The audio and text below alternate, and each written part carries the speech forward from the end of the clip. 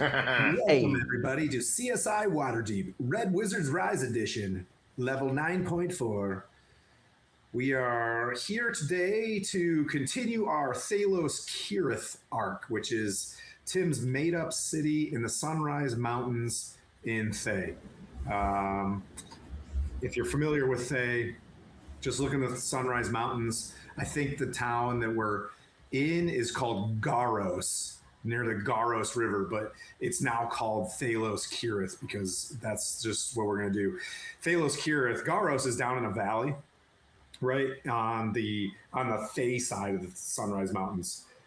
And that's kind of where you guys were with Garos down there when you guys went into the Necronomicon, the Necroforge. This place would be up into the mountains a little bit further. Let's see. Without further ado, we still have our 988 charity up and running. If everybody can hear us, audio test out there, welcome in.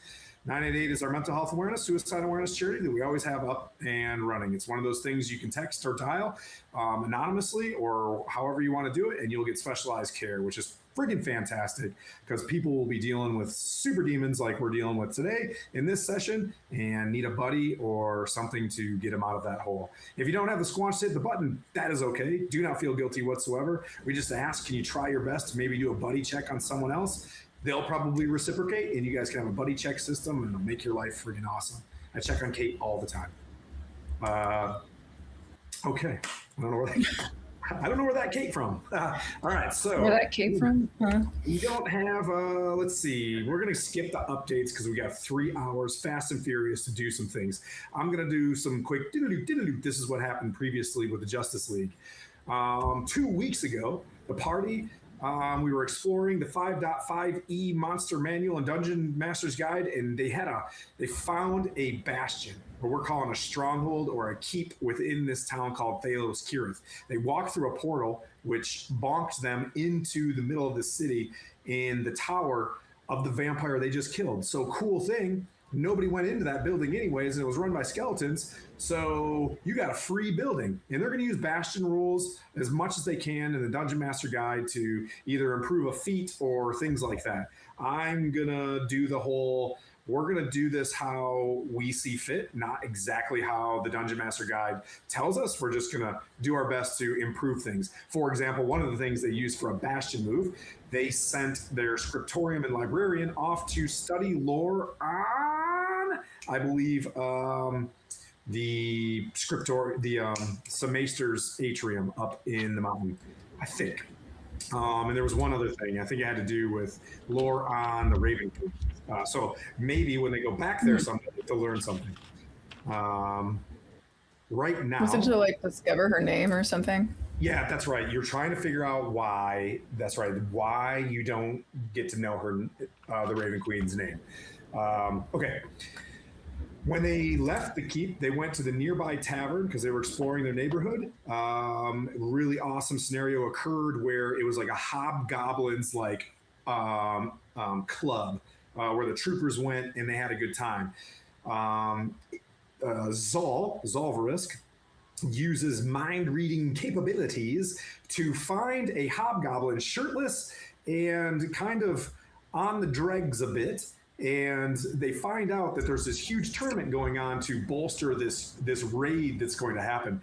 The Rashamen to the north have been defeated, and they're now going to go and advance into a place called the Thesk, which is like another peninsula. He reads their mind, and during one of these events, one of the tournaments, this hobgoblin had lost his ride and his gear, just like Knight of the Seven Kingdoms style. And then Kate, they offered themselves up to take his place to get his gear back and join the tournament. Kate uses the gauntlets of ogre strength to arm wrestle a guy out of his spots in the tournament and crushed it. Like nat 20 level, crushed it, broke the dude's forearm. He's in a sling, super huge pride hurt. And she gets whisked off with everybody in the crowd. So the group of guys, they're sitting there, they're still mind reading, they're understanding what's going on in this club where there's tons of intrigue, tons of intelligence happening. And Kate just gets swooped off in the pomp and circumstance of this amazing joust and tournament that's happening about a mile down the road. Everybody felt pretty secure because the hobgoblins that are supporting her really hate this other hobgoblin she's fighting. So relative security amongst hobgoblins, and she had proven her worth martially to them. So plot, Kate's safe. Gets imagine she's on their shoulders and stuff. They put her on a warg and then whisk her away. They continue to do research inside of this tavern across the street from their 30-foot walled keep. They're sitting there for a while, and they realize that the bartender, for one reason or another, after getting copious amount of tips, does not want to be happy. They explore that further. Why doesn't a bartender want to be happy? Well, they find out he's a new bartender because every time they find success in this place, anybody who becomes happy gets whisked off to some place below the city to go get murdered. Something is feeding off from success or happiness. Other things occurred that you guys can kind of remember. This is the glossy stuff. Some of the party goes outside, and some of the party go, well, I'm talking to the bartender. What's wrong with you? And he's like, I got a salt circle underneath this thing. It keeps the demons out. Zal goes down there. He's all piped up on his red wine. You know, I'm super brave about stuff while the tanks are outside. See, he goes like, it's just salt in a dead chicken. What could possibly happen? For one reason or another, they get brave and they open up the tavern's cellar door, which Kurt's character Brytak realized that there is an underground sewer system in here. So he opens it up and bam, he gets attacked by dretches, which are really low-level demons. Gets pulled into the sewers. Luckily, I had some Dwarven Forge mapping, which had a sewer system on the outside, and Brytak was standing right there. And Sylvaris and Brytak and Kale jump down in there, and they start fighting dretches and what appeared to be a red wizard doing like a handoff with these dudes called cultist fiend cultists. Which, if you're a dungeon master out there in the world, please start using cultists, because these dudes F now. Like, they are not the cultists of 5e. They really bolstered monsters in the new Dungeon Master Guide. They are brutal. Hey, Action Pack Astoria, what's up? So, that name sounds familiar. So, you guys had fought your way into and took over the sewer system, and basically what you found was another door, like a secret door that the red wizard was kind of trying to keep sealed for one reason or another. You killed the red wizard. The door of the cement like circle falls and wobbles on the ground. You guys look in. You see these double doors. Kale gets a weird feeling. He runs through the double doors, kicks it open. He sees a shadow demon. Look at him. They recognize each other. The shadow demon runs off, goes through a portal on the not a portal a door on the other side of this torture chamber. He instinctively pounces. Pete's not with us today. This is his plot armor. So Pete jumps after them, after this shadow demon, like they recognize each other in some sort of way. Then this gate closes behind them, right? And as you see the gate close behind them, you see this lever on the wall and these long fingernails of a thing called like a Hezra. I'll describe that when we get started, if you guys are ready. So you guys are now the party. The Sylvaris, Zol, and Brytak are standing in this room. And I'll describe it here in a second. Kate / Lavinia Vin, you will pick up in this fight. How we're going to run today's session is going to be a lot of we're doing this, and then we're going to go over here. And while they're doing this, then we're going to go over here. So these things are happening simo.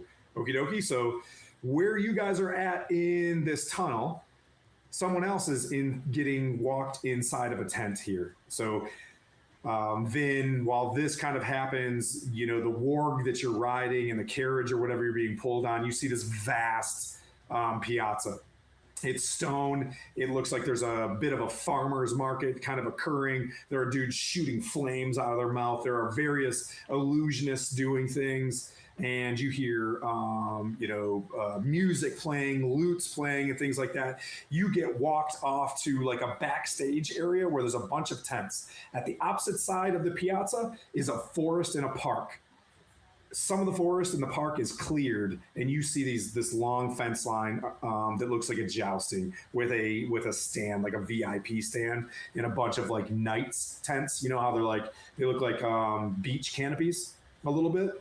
They're kind of tall and small. They walk you hear orcs gnashing and fighting at each other behind fence lines. They're like throwing rabbits at them, getting them piped up for jousting, and you kind of walk over this thing. So we'll hold you there as they're getting ready to walk where the knights are. Go ahead, Kate. Is it rabbits? I'm like, yeah, they're hobgoblins. Yeah, sorry. Yeah. Anywhere else, it would be other, things. But these wargs, they eat. This is a city. Oh no. Yes. No. So this is a city, right? Of lawful to neutral. You know what I mean? Like evil, chaotic, neutral, evil. Like this is not Waterdeep or even Baldur's Gate. This place is a metropolis of the black market, of the Zentarum, of dragon cultists. So like you're seeing the far other side. There's no Lord's Alliance. Like there's no, Order of the Gauntlet out here. There's no Harpers. If a Harper agent's out here, like they are on their super secret CIA agency, like mission where, I don't know, they may never come back. But so you're in the city, you're seeing the weird shit, and you're moving to where the joust happens. All right, fellas, I wrote this out this morning, so let's see if I can read my penmanship. This door before you is going to open here in a sec. Let me just go to camera 2. Camera 2. Wrong camera. I minimized everything when I did that. I hate you. Windows updates are super cool. All right. Just mess with all your default settings. That's what I want you to do, Windows. Like every single one of them, just restart them. Fantastic. I love it. Mm-hmm. Oh. Any update ever? Discord's like, do you want to switch your primary device? No spoilers. We recommend this one. That's a complete waste of time. Yeah. Like I love this it. one that you don't even have. Yeah, that's my favorite one is when it does the whole, would you like to switch your primary device to fucking Turtle Beach XLR? Yeah. I'm like, we haven't had those since like 2017. What are you talking about? I'm just like, please forget. No, it's like, I never forget. I never forgive. You've never used that voice as a dungeon master, and I expect that Thursday. Oh, you want me to use Who do I that? talk to? Yes, I wanna right? talk to that guy in the Fucking. I mean, we got the goblins. I mean, that's. I was using that voice when I went out drinking 2 nights ago. Well, that's just Yeah. Hey, good looking. How you doing? I'm doing great. How you doing? It was very silly. This is why I don't date because I'm a weirdo. Okay, we're live. We're playing Dungeons and Dragons. All right, It's fine. gentlemen, here we go. That's right, friends. She's on the market. I Your have resident no- I have weirdo no- is looking The for smell you. of iron. Anyways, iron. The smell of iron. Steel. The taste of it. With splintered wood, you can smell like sawdust. Pools blackened with cold blood thickened. The sound of pouring and the gushing of a tipped barrel that is full of blood empties into a hole as you see an arm fly past your view into it. Like something is ripping things apart and adding to a pile. Blood empties into a hole as you see it fly up over the eyes. The gaping mouth of a tall humanoid frog-like head, with a gaping mouth filled with rows of razor-sharp teeth, opens and croaks with long arms, yellow eyes, and blood streaming like drool outside of its mouth. Pete had pounced by him. The elongated fingers and long claws and talons pull a lever. Beyond it is wherever Kale just went. Racks, iron maidens dripping and caked with flesh, the stench and teeth and bone like meal and gravel glisten on the floor. The Hezro tosses another arm into the hole, then turns slowly and looks at all of you guys. You guys can see this toothy, mouthy looking creature with a flatness inside of its mouth with just like a hand in the back of its throat, just chilling off to the side as if it needs to pick it out. The huge gaping maw. As this thing looks at all of you, you can see the map there. I covered up some spoiler alert stuff. You'll see also a shadow-like demon tipping this barrel over, full of blood and viscera, pouring like tons of blood pouring into this this hole below you guys. The shadow demon again appears over top of a rack where you see a woman in a wedding dress next to a man in some sort of high-dollar merchant's outfit to her left, both racked out, as we would say in the army. They're all racked out, being stretched. As you see another cultist fiend, bare-chested. He's the dude wearing the robes there. Bare-chested and chiseled with gutters, as he's got some sort of pickaxe sharpened with a human's jawbone, as he's like tearing open the stomach of one of these screaming individuals on the rack as they exsanguinate and die in front of you as blood pours out, and they're catching every drop of it, dragging the buckets full of hair and peanut butter over to, that's what it looks like because it's super gross, over to where this hole is on the ground, where there's these large piles of bones. It's pretty nasty. But gentlemen, you can roll initiative at this point. You guys are always getting yourselves into trouble. Yeah, no. Sometimes it happens. I would like to point out, Tim. Just getting yourselves in trouble. I'm just going to point out, Tim. I did not expect the event horizon to essentially be underneath this city in Thay. So I'm just pointing that out. Like space demons and shit. Yeah. Good news. Good news. Use your divine senses. They'll go off in this place. Oh, shit. All right. Anybody above 20? Yeah, 23. Yeah, 23. God Get damn. bad echo, Skylar. Good age. Oh, it might have been. I think that was Ty. Ty, what'd you get? 17. What'd you get, Kurt? 13. Perfect. No, it's not. Clerics need to go last. You know what I mean? Because then it's the best possible roll for a cleric. You'd be like, I'm not a healer cleric. That's what you think. That's where you're wrong, pal. You're going to heal today because I'm going to need it.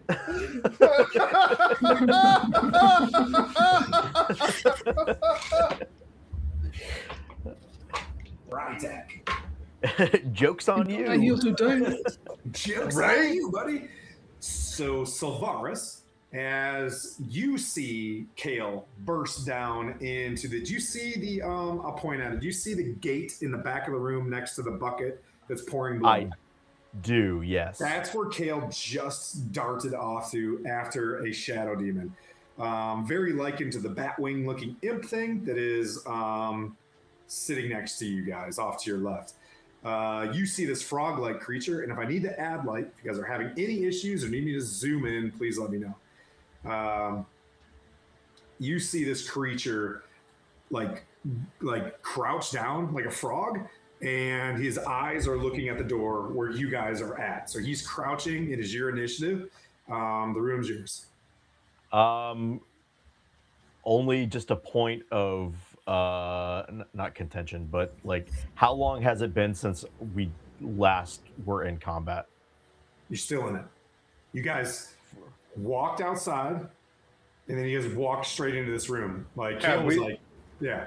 Yeah, we ended right before, like, we were like, Okay. we technically weren't even out of combat. We were still just in a Okay, pause. that's all I needed to know. I wanted to make sure my my elemental attunement was still active from the last thing. Kurt, you say gets a mop, like Droops, like he's cleaning the floor, like God damn.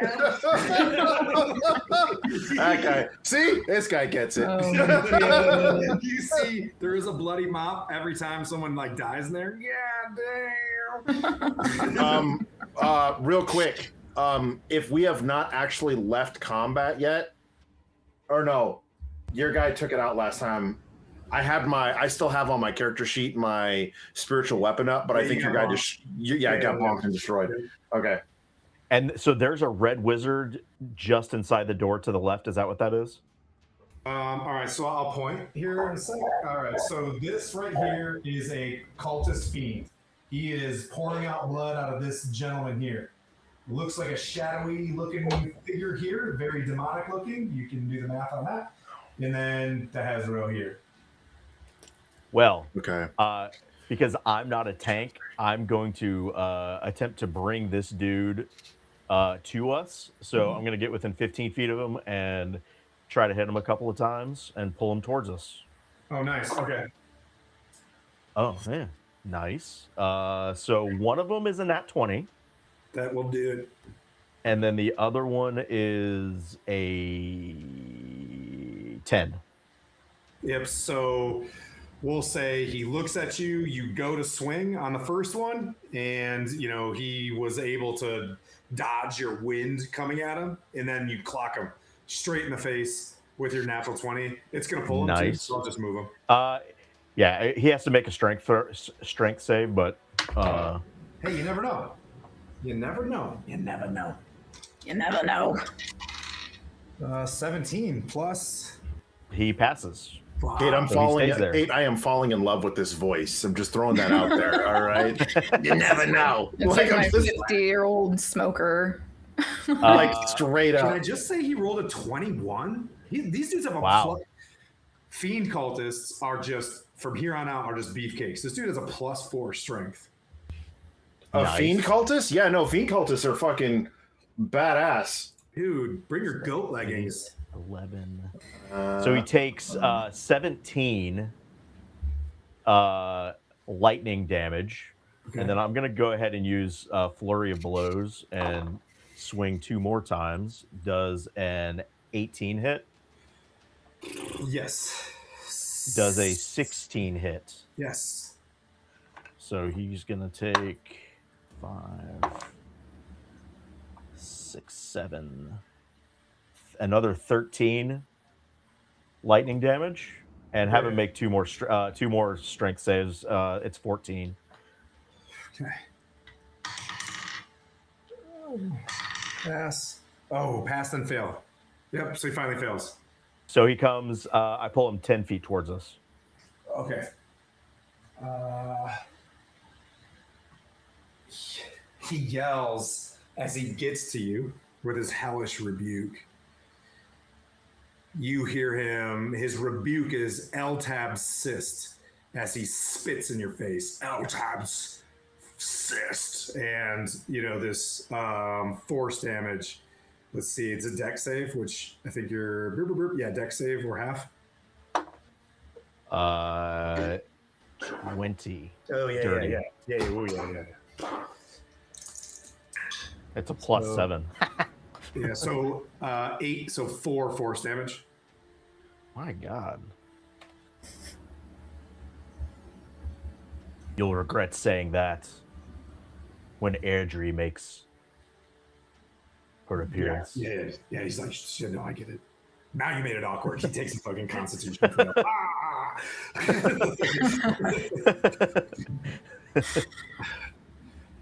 let's see. And then that's it. That's okay. it. That dude uses his reaction, and that brings up the Hezro. 17 though? No, I'll give him 20. It's a Hezro. The Hezro is also going to close the distance. It's going to bonus action, jump 30 feet, and then it is going Shit. It is going to run 30 feet, so 60 feet.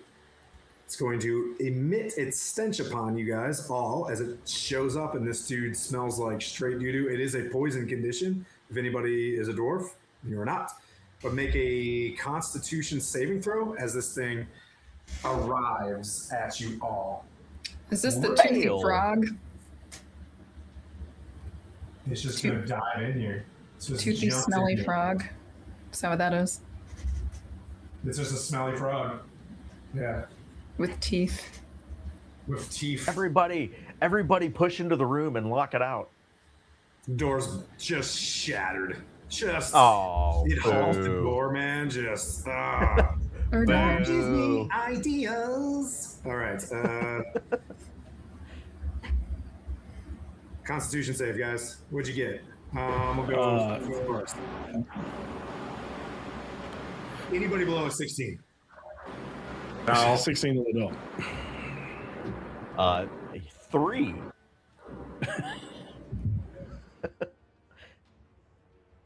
Oh no. And you beat that, Brytek? I rolled an 18. Okay. So you're poisoned, Sylvaris. Oh, great. Yeah, so you just start, as soon as this thing shows up, it spits this decomposing hand it had in its mouth, hits you in the face, and it is just like the stench of 1,000 deaths, and you just start throwing up instantly. You have the poison condition, and then it will, you know what? I want to see how this chain lightning thing works on you as it starts to go to the body. Oh, no. He's experimenting on you. Yeah. Multi-attack.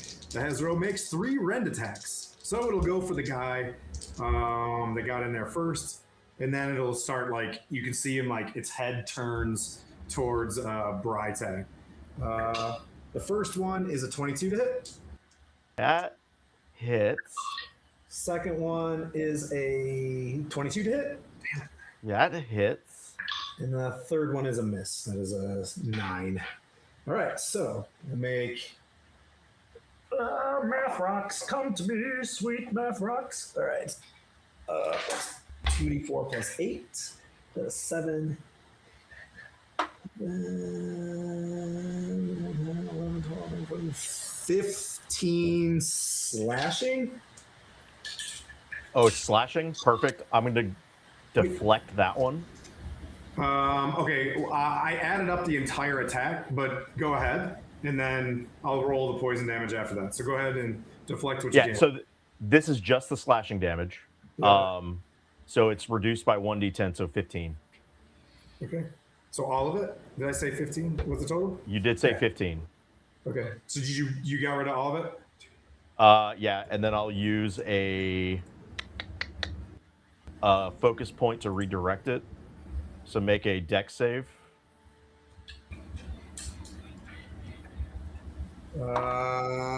18. Passes. Okay. Just make a... And remind me to do my attacks individually on you because I added them all up. And if you react to one of them, you know what I mean? Like, then I would still take some of it. Yeah. Okay. Yeah. So don't worry about this one because it's 28 poison damage. As this thing as it rends into you, like you can feel the necrosis just like kind of creating. This is not going to last long, boys. 28? Yeah. Bye-bye. What's your hit point at? 8. Your hit point. What happens? What happens? Oh, that's right. Oh, yeah. I basically explode. Yep. So you're with everybody. Interesting fact. So you can redirect the chain lightning as you want. As you go full Ryu, he gets hit. His veins glow blue and his eyes glow blue. His mouth opens and glows blue. You can do a thunder wave at the lowest level and chain lightning at the lowest level. Everybody has to save against your thunder wave though. And If there's not the minimum of your chain lightning, because you're new to this, you got to roll for one of your buddies. Gotcha. It would be chain lightning. Okay, so I'm asking it's kind of bending the rules a little bit, but it's an ass thing, right? Seeing this happen, could I use a reaction to off of this? Yeah, you see him go nuclear? Absolutely. Like, yeah, Okay. you can be like, dip, dodge, but that's your reaction. You know what I mean? Like, so. Yeah, well, no, because as a reaction, I'm gonna basically I want to fucking boom bless us, right? So we get the bonus to our saves. Okay, absolutely. You just Right? You see this happen, you're like, Jesus Christ. Like, Yeah, real pretty fast. much. Yeah. Dear Lord, protect me. So everybody's all friendlies are gonna get an additional D4 on top of whatever attack or save rolls they make for the next minute. So the next 10 rounds. So it's a dex save. Both of them. Yep. So you roll one dex save if they fail. It'll be their dex save against the chain. It'll be the dex save against the Thunderwave as well. Does that make sense? So is it both? Both go Yes. off at the same time? They both go off at the same time. One Okay, DC. I need to pull both of these up. Sorry, and we're making a save as well, right? Okay.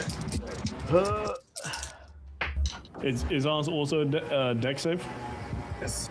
So Thunderwave is con, Dex is the lightning. Yeah. So the But only just thing that the they're going to same hit one. with is con, right? Because for the Thunderwave. The chain Yep. lightning should hit 2 targets, which should be enough. That checks. So it's going to be 14 for the con save that you have to pass, Okay. and then What do we take? What do we take? Half damage if we pass, or what? if you pass, I got a total of a 19. That's why I'm asking. yeah, you just I got a take total half of damage. 27. God damn. Yeah, if you fail, you take the full damage and you're pushed 10 feet away from me.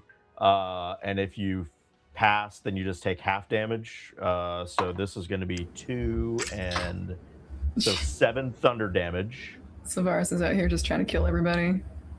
I'm not trying to. This is just happening. Fair. So No, I get 7 thunder damage, Nar. and then I'm gonna just roll because it's 10d8 lightning damage for the other 2 targets. Okay, so we don't have to worry about the lightning damage, right? Because you can direct it at 2 other targets, That's or Correct. okay, That's correct. all right. Fucking Christ! I see your die roll. Jesus. 43 lightning damage. And that's halved between the 2 of them, correct? Or they both get it? It is. Let me just read it. The 3 bolts leap from that target to as many as 3 other targets, each of which a target can be a creature. Blah blah blah. They make a dex save, and the target takes. Yep. The targets take 10d8 lightning damage on a failed save, or half as much on a success. Okay. I'll hit the Shadow Demon on the inside. 2 of them saved, 1 fail. And we're just going to do the deck from here on out. We'll just say 1 save, right? And then so, all right, so do the damage for. So it's 43. It's Okay. 43 or 21. Okay.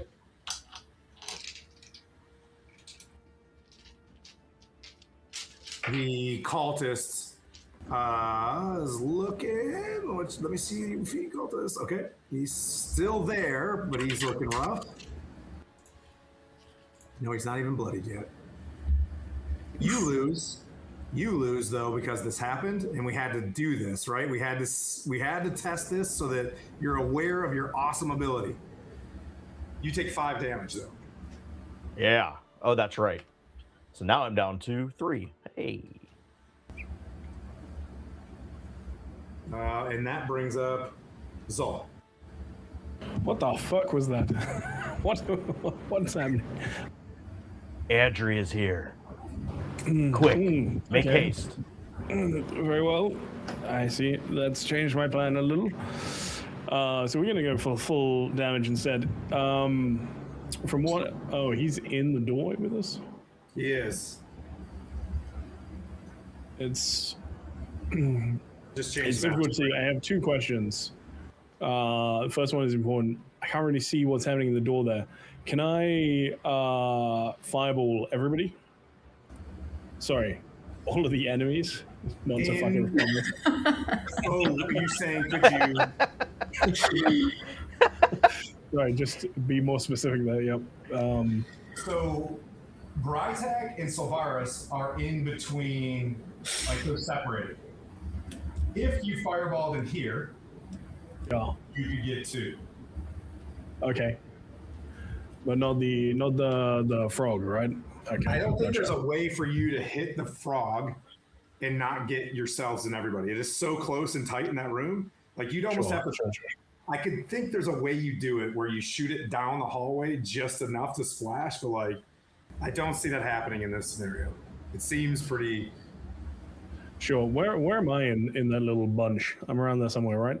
Yeah, let me bring it back to that camera. I'll show you. You're right here. Character's kind of dark right here. Under its I'm just off the. Okay, cool. Gotcha. So I'm just off the screen. All right, totally fair. So we're gonna. Hang on. I thought I had that. It's all good. I was hoping to hit all Wrong. 3, but I'm gonna stick with the damage to try and get something. So I'm gonna burn a first level spell slot in order to grab a sorcery point back. There you are. Now you can see. Okay, that's cool. That's fine. Yeah, so I'll regain a sorcery point. You burning a first level spell slot, so I got 2, and then I'm gonna cast fireball into the room, trying to get the 2 that are left in there.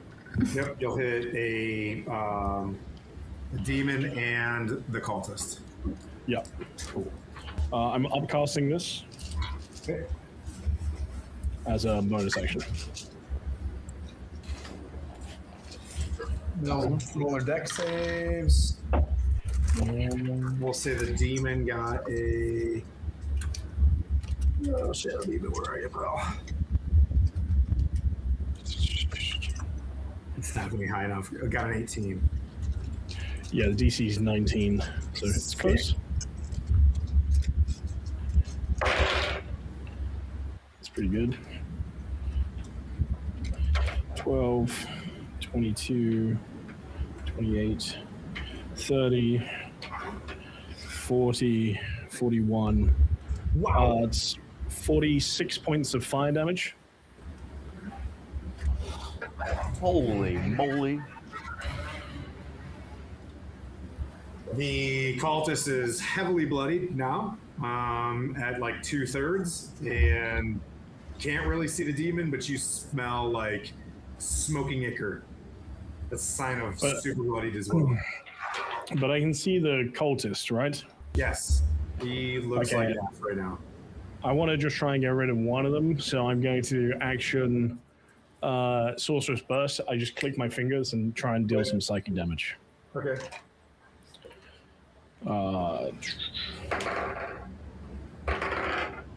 It's I don't know, it's above 20.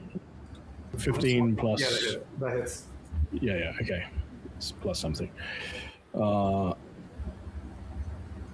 It's 2d8.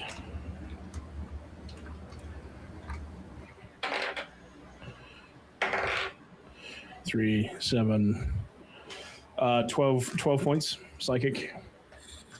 Okay.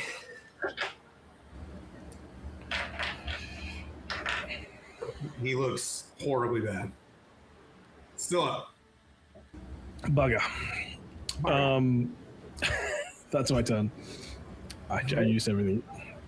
All right, we'll go Shadow Fiend. Or I'm sorry, the Cultist Fiend. All right. He uses Pact Axe. Cultist makes 3 Pact Axe attacks. First one on Silvaris is a miss. It's this axe with the jawbone. He missed on the first one. 16, 23 to hit. Yeah. It's gonna be it's gonna be a +4. Like, can you direct do any? I know. Unless this is a new round, no. That was my reaction. Okay. I'm not gonna roll because there's a +4 in there, and you had 4 left, right? 3. I'm 3, Oh, so okay. I'm down. It's 1d12 +4. Okay, so he hits you, then steps forward to Brytac, and then swings upward for a strike on Brytac. Andrew, save me. That's 20 to hit. Okay, Andrew, I'll 20? save you. That is my armor class.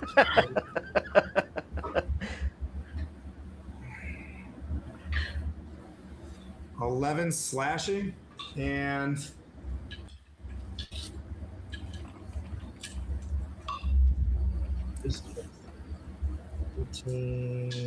hold on, 15 and 15 fire as this thing ignites, and then he stands over and like steps on Sylvaris, making eye contact with you.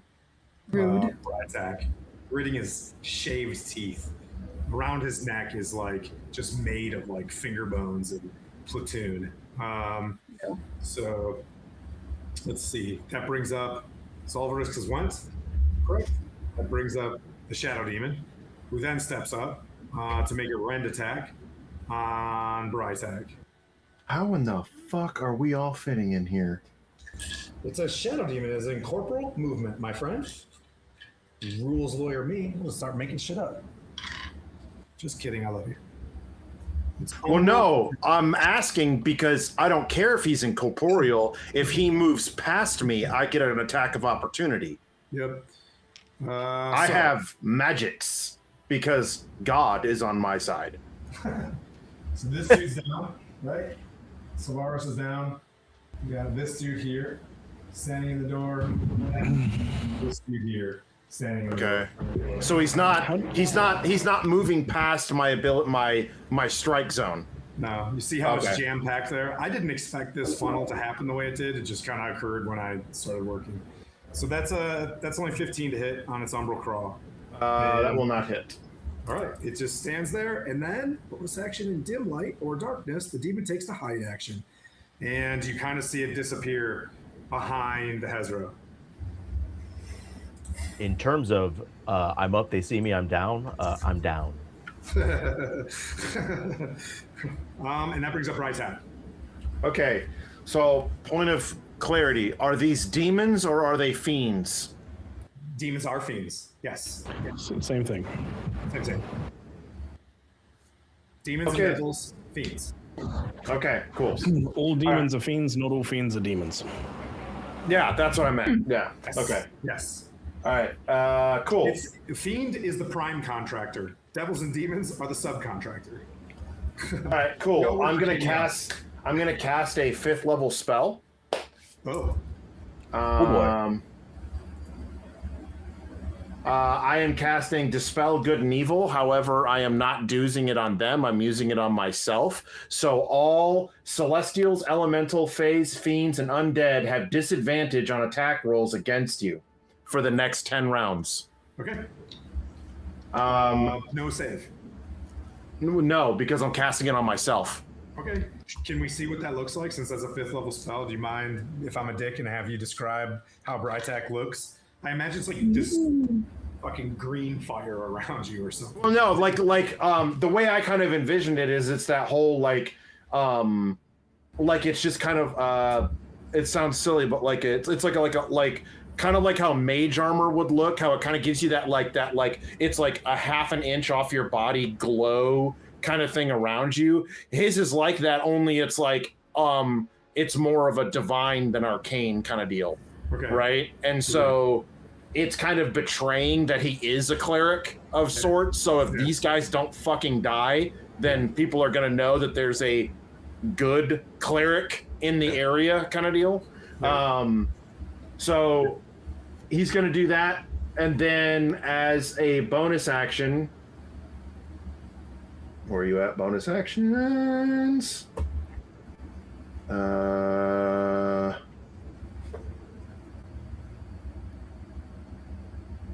There we go. As a bonus action, he's going to throw out his spiritual weapon. Yeah, which looks like a what, sir? A longsword. Behold Miniatures. They do a fantastic job. Go to their Etsy. They do. Yep. And as my spiritual weapon is brought out, it gets 1 free attack. So it will try and hit the big guy that's right there. Hezro. Thank you. His name's Steve. Steve. Fuck you, Steve. I just thought you said its name was Hasbro. Hasbro. So it's gonna be a 21 to hit. That hits. Okay. But it's only gonna do 11 points of damage. All right. It's force damage, so I don't know if he has any resistances to it or anything like that. It's not like magical damage, it's just force damage.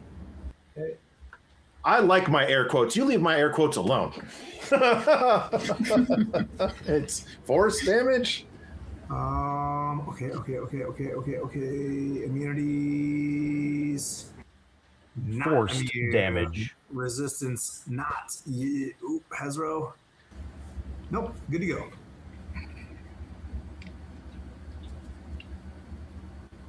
Okay. Anything else you'd like to do, sir? That's all I got. Everything else I can't do until they do something. Okay. Meanwhile, if you want to go grab a quick soda or whatever, or listen for your knowledge next time, we're going to transition to a much calmer place. The flutes, the lutes, things are playing. As you walk up, and you've got this shirtless, huge, jacked hobgoblin next to you, offering you a tent. You see a group of wargs parading down a jousting field. Let me see if I can bring up that map without spoiler alerting here. There it is. Okay. I'm just going to go to the battle scene for all of these. Sure, absolutely. Because you're the boss, not me. So, you see several wargs in very fine armor and dressing. You'd think that as you walk up and you see wargs from goblins and orcs and things like that, they're pretty nasty. These are very well kept wargs. You see them with nice saddles. There are a group of them with kettle drums on either side. These are massive beasts. And the wargs, the Red Lancers, have a band, and they're just like battling on these kettle drums. They have large brass instruments, and they parade back and forth in front of this reviewing stand, as it were. And you see people walking up onto the reviewing stand. They've got various treats. They might have a floating familiar next to them, but it's very arcane, the folks that are sitting up there. There are bluish, reddish lights kind of hovering like orbs around them. There's a great deal of thaumaturgy type, magics kind of occurring at this time. On either side of this jousting fence, if you're kind of familiar with the separation that the two lancers have, there are like a scene of a bugbear and a hobgoblin fighting each other and people betting. And then on the other side in front of the reviewing stand, two full plate mailed hobgoblins fighting each other doing swords. Like they do swords and spears and whatever. So best of swords is kind of culminating in front of them. But the main event isn't here. So all of the seats in the reviewing stand are not quite full. You can kind of gaze over there if you want to. He's trying to drive you to your tent, but good time for intel. I'm kind of offering that up as you can kind of see things occur. You see one of the squires to the hobgoblin open up a side of a tent. You can either move in or whatever. There are racks of weapons and things like that. You do see that they brought your black charger up from the keep.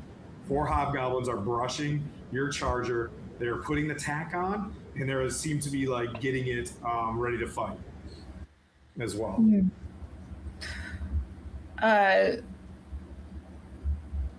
So if I'm like looking around this area, do I see anybody who looks particularly important viewing Yeah, the as you're event? walking up, you see people arriving, and you see some sort of herald step forward, a very high collar, red robes, very tight on the body, balding head, a very like hardliner type Thayan, maybe a lower level type officer in a sage, as it were, in the Thayans. Stands up, does the Hagrid, or not the Hagrid, the Hogwarts thing where he puts two fingers against his throat and projects his voice very loudly as you hear him announcing special guests.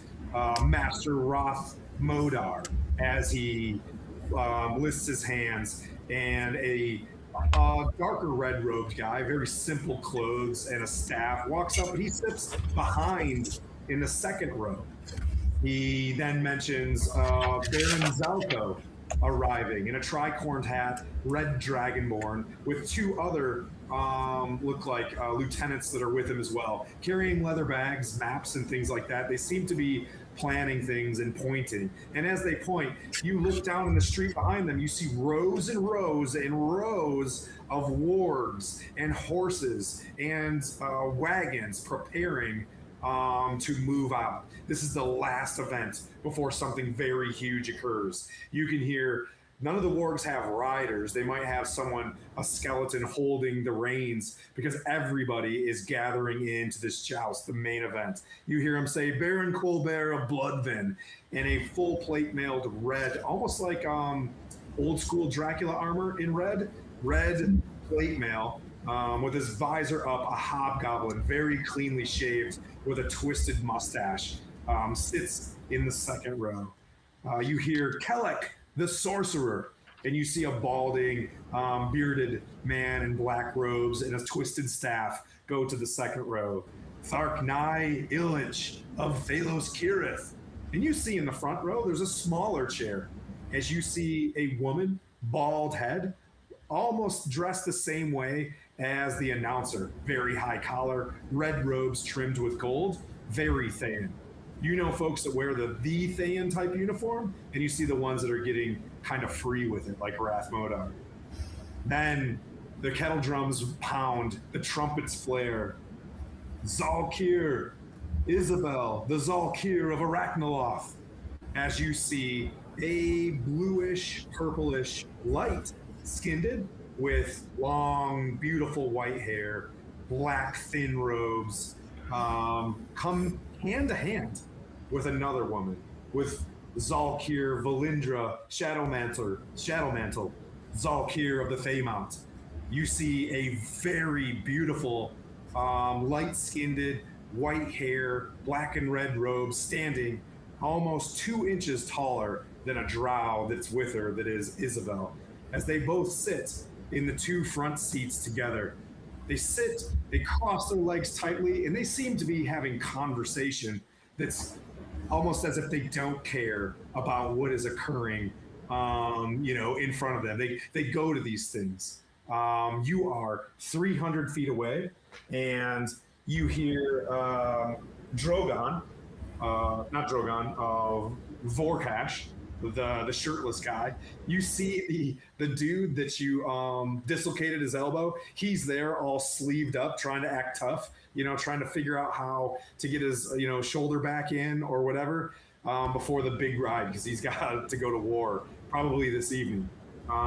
And they are there outside. There's a rack of weapons. We'll kind of go back to your tent now. Let's bring up your tent scene here. There you go. So there you are.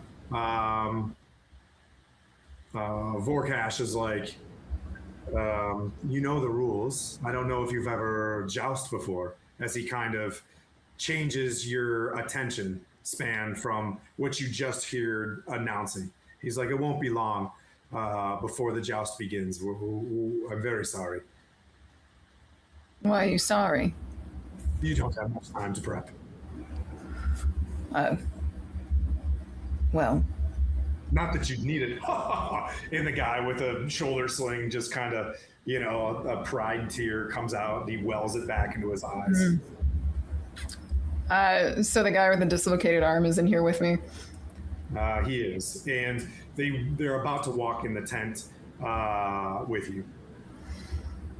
Okay. I'll go in the tent, but then I'll pull this guy aside and I'm gonna try to yank his arm back into place. Okay, you do the figure 8 real quick. Yeah, you can do that. No problem. Yeah. Just roll a medicine check as you give him a quick figure 8 to put it back in. 16. Yep. He lays down. You do the and you hear him like, because the relief of getting his shoulder back in. And he stands up and you tell him, rest it for blah, blah, blah. And he stays outside. You enter the tent. You ready? All right. As you go to enter the tent, Vorkash takes his hands and he stands like this. When you walk into your simple tent, you notice on the inside, it's much larger than the outside. You can see a long row of rooms in a kitchen. You hear chop, chop, chop, chop, chop, chop, chop, chop, chop from around the corner. Chop, chop, chop, chop, chop. Sliding. You hear a blade. Chop, chop, chop, chop, and sliding. I'll investigate. The day that I fight for you over and over. Oh, it's so good to see you. And then around the corner, you see black hair draped over one eye, dark goth clothes, rings on rings, chains on chains. He's like, I'm so happy to have you in town. I've missed you guys so much. As Bryce turns the corner. Wait, who is this? Sits across applesauce in front of you. Pears. Who Oh, are you don't know Bryce. She'll take a pear, but she'll just like be eyeballing him like, the fuck is this? Oh, this is my tent. I was so curious to have you get rid of these disgusting hobgoblins in the city that I figured I'd give you my tent. Isn't it wonderful? How can I be of service? We need to beat this foul creature. Who are you? I'm Bryce. Bryce. And you said you were looking forward to seeing us again. Absolutely. So I would say as like Lenny Kravitz is kind of the helper in Hunger Games, like Bryce is kind of your helper for the Joust. He has like lances and things like that in this room. He's like, I'm a purveyor of not magic items, but items well enough for you to fight this beast off. Drogon is something else. So magical items to win this. Is that what you're saying? Yes, give them a good licking before they head off to war. They're troublesome in this city. So what kind of weapons would you recommend? Oh, what you have on you. I don't know if a whip would work too well. That sword might help if you get knocked to the ground, but I've heard that Drogon wants to fight to the death. Oh. That's unfortunate for him. Could be. Very fortunate for you if you win. You get everything in his estates. He rides a nightmare. Good luck with that. A nightmare. Indeed. Interesting. It would go well with my skeletons. Ooh. Skeletons. And I've heard you've moved into Jade's Keep. Interesting that she keeps company now, as he looks at you, very inquisitively. What brings you to that keep? Where did you hear? Outside. I'm sorry, go ahead. Where did you hear this? Oh. It's funny, I know everything as a merchant in this town. Oh, do you? Word travels fast. From whom? Just like birds, mice, friends, bartenders. And you are a friend. Oh, of course. Of course. He's All not right. a friend. He's not a friend. He totally disappeared. Okay, well, flippant friend. He explains to you. He's like, the rules are simple in a joust if you don't know. It's 1 point if you break the lance. And you'll point to like the wooden lances. 2 if you break it on the skull. And 3 if you unhorse them. Up to 5 points. So that's what we'll aim to do.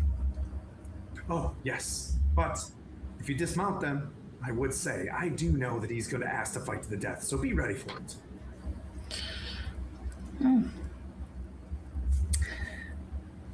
It's fair enough, I guess.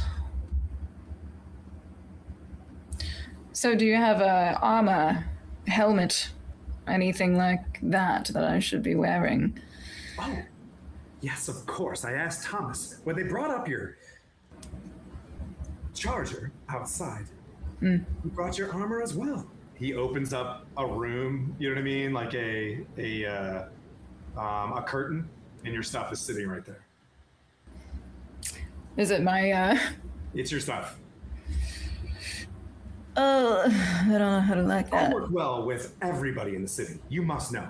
I'm sorry. Did I intrude? Should I not? I just asked Thomas for your armor and your horse, and off they went. Thomas should only listen to me. Oh, I'm sorry. I'm sorry. Well, I don't know how that. And so, you want to roll an insight? Yeah. Go for it. Oh, not great. Well, it was 10, but Without going too deep into it, Bryce is not exactly who he's saying he is. As Right. you're definitely, and obviously Skylar's spoiler alerting big time in the back room, but he's. And what is your interest in all of this? The balance of the city, I suppose. You know, Galavan on top of that mountain just wants order and the things that he wants in life. And it's sad. Of course, he has masters, and just like Jade had masters, all things serve Zaz town. But in this place, Zalkir Galavan, well, it's very clear that he just wants to get working with his dragons, get these hobgoblins on their way, and pay whatever the Red Wizards want. He's a Red Wizard, of course, but he's powerful enough to do the things he wants to. You're telling me a lot of what other people want and what they gain from this, but what about you specifically? Me? Well, it almost seems now the business is going to be getting better soon.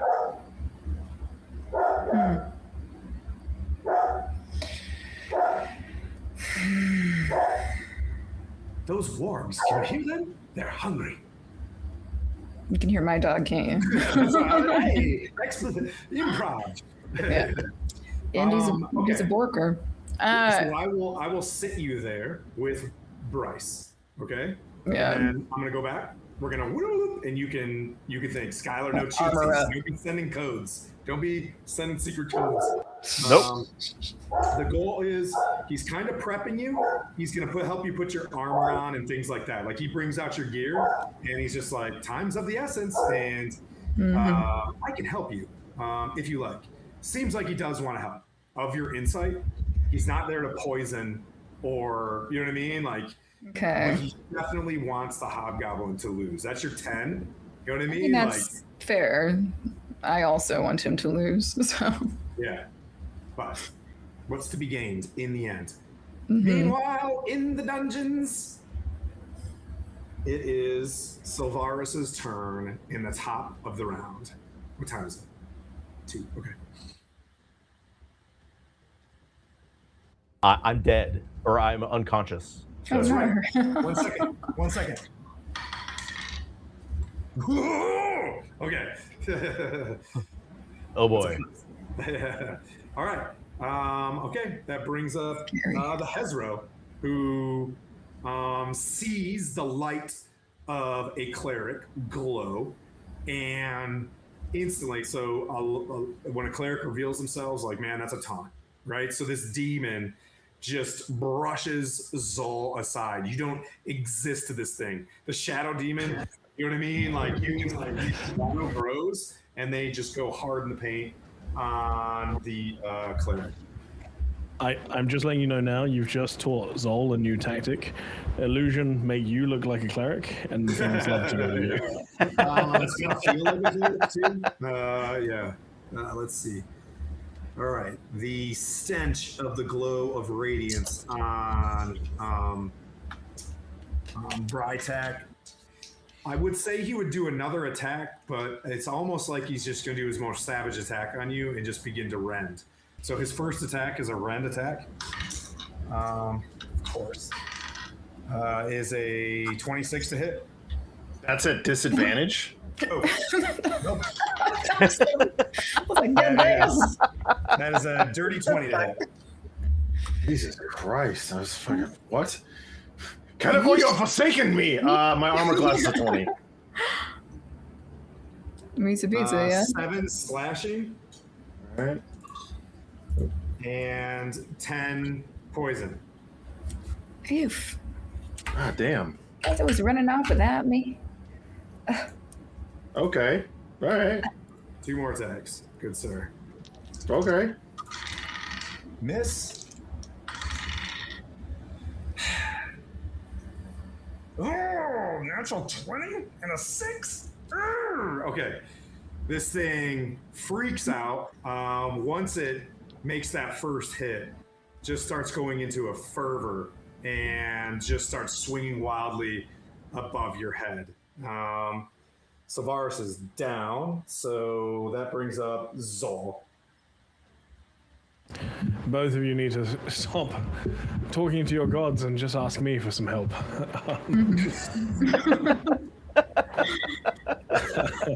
I will look down to Sylvaris. I'm going to cast Cure Wounds. Okay. I'm upcasting this to 4th level.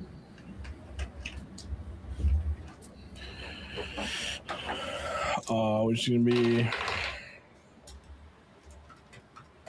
Oh, I got to go back into the room, don't I? 8 plus 6 plus 4 plus 3 plus 5. So that's 45 points of healing.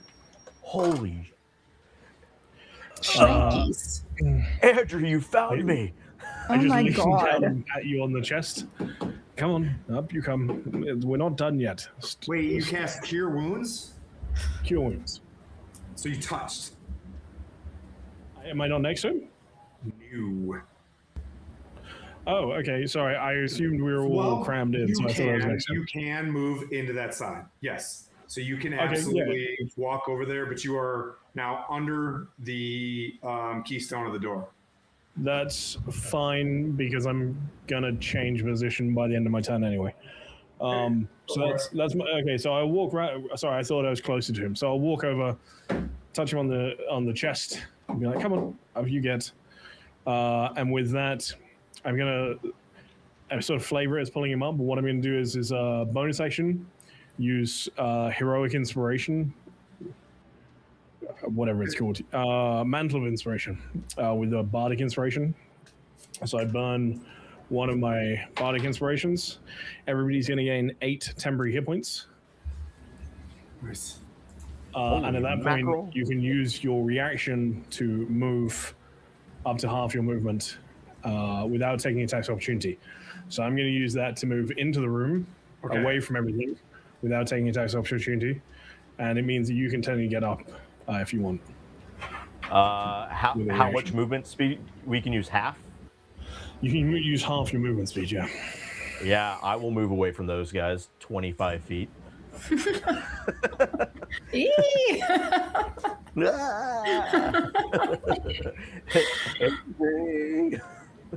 I like to imagine him just like getting up and like startling just across the room. Like, he's like, ah. Is that your turn? That's my turn. Yeah, that's everything I got. All right. And right at the end, I'll just shout, "Get the cleric!" And then that's it. Oh no. This is a critical round. So Sylvaris went, Zol. Okay, so the almost dead cultist fiend will come at you, Zol, which gives you an opportunity to attack Brytek on the cultist fiend. What did I do? Fiend cultist. Distraction didn't work. All right. So you said you give me an opportunity attack. Yep. All right. Let's see here. Does a 25 hit or 24 hit? It does. Big time. Okay. Big time. You call him a fiend cultist. Is he technically a fiend? Negative. He wants to be. Maybe someday. He just loves them guys. Okay. All right. Let's see here. So I am going to make sure I'm looking at it. Okay, cool. All right. So I have hit him. He is going to take the damage. Oh, cool. All right. So he's going to take a total of 6 bludgeoning and 8 radiant. Yeah, damn. Yep. So as he runs at you, Zol, how do you want to do this for them? I can describe. You got this. How do you want to do it? So he's running at them, and you got the mace of disruption. So yeah, how do you want to end the cultist fiend? Oh, like he straight up basically hits him in the back. Yep. And I would like to think as the mace hits him in the back, his upper half about mid chest and lower half separate from one another as they fucking explode in divine power. Praise the Lord. Praise Jubus. All right. Once again, my plan works perfectly. You take credit for everything? Okay. Zol, inspiration. I mean, I know that he just did, but that just you get it. That's all right. So that dude's dead. Now the shadow appears, over top of the Hezro to do its attack on Dear Sweet Curtis / Brytek. Disadvantage on Umbral attack. Fucking 1. Fantastic.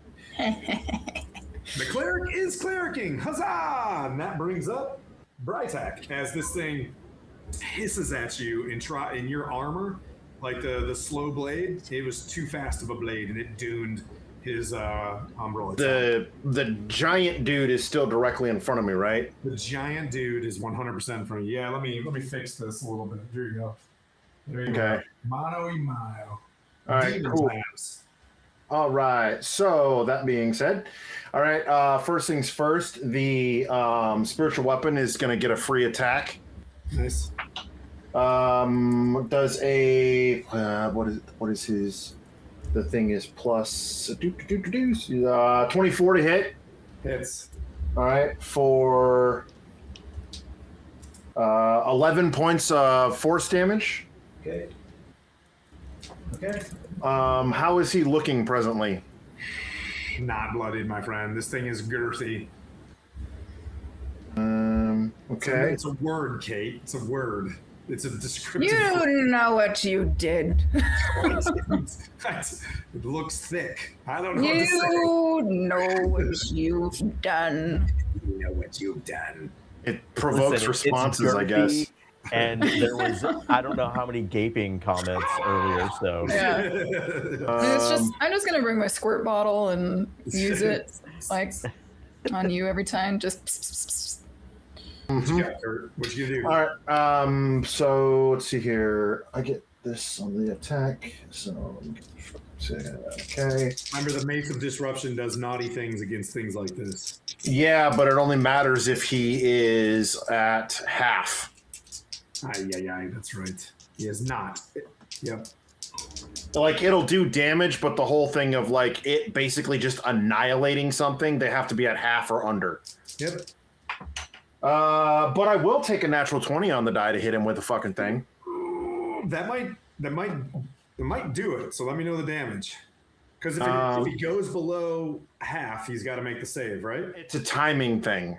It's a matter of timing. So if it drops him below half, then yes, he makes the save. If he doesn't make the save, then he just fucking vanishes. He just explodes.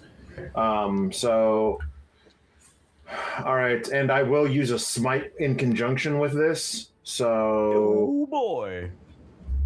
go up here. I thought you weren't a cleric. Look at you.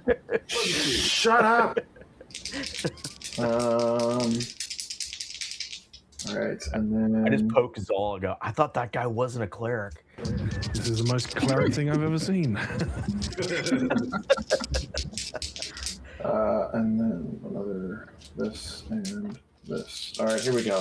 So how do you do criticals? Again, Max sorry. damage and modifier, then roll again. Max damage and modifier. Okay, so Then that's roll the damage again. Yeah. 7, and then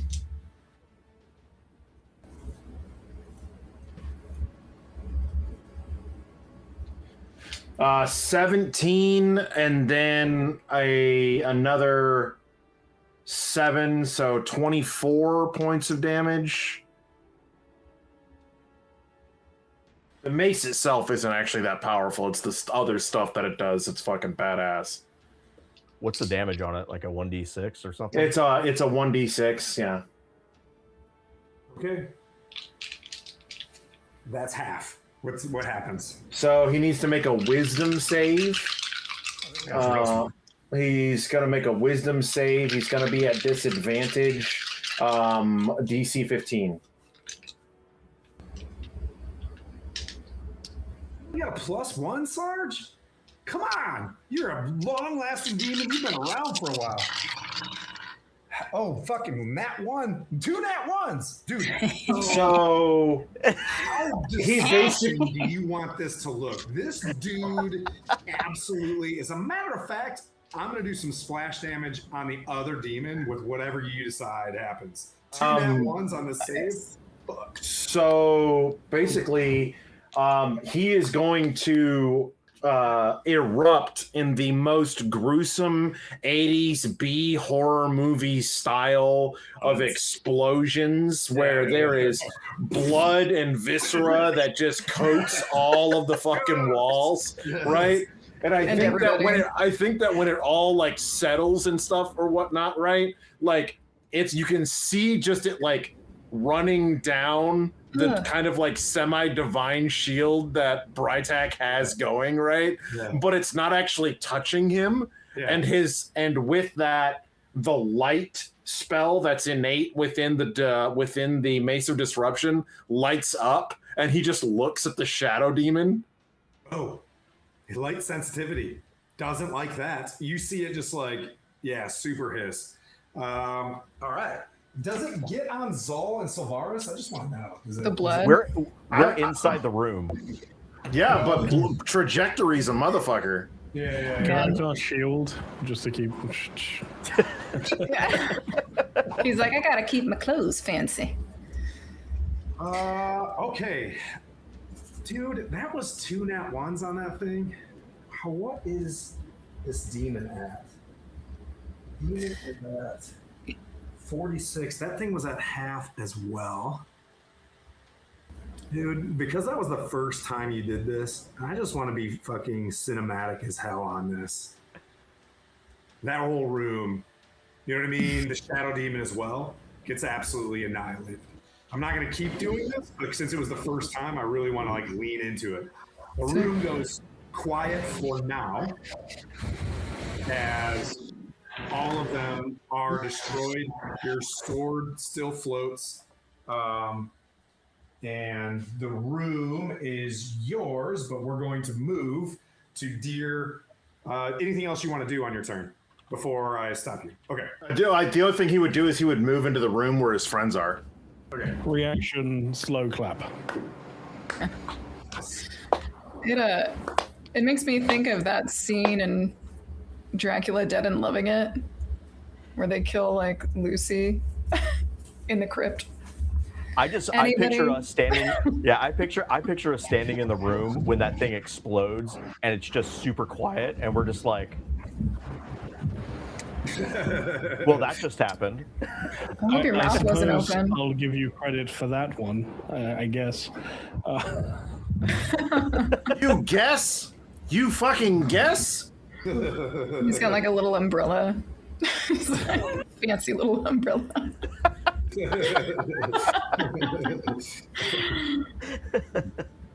That was sick. Well done. Well done, Claire. Disgusting. Now, back to... Meanwhile, at the Joust. The pomp and circumstance of the Joust is growing. You hear hobgoblins roar for none other than Drogon, as you hear people like pounding like Drogon, as you hear a scream of a horse, and other like chants and things like that. He's been presented outside the tent. Any moment now, Bryce stands up as he clips on the last bits of your pauldrons and things like that, helps put your great sword on your back, maybe canted off to the side. Wow, good luck. I think you're missing one thing, though. What's that?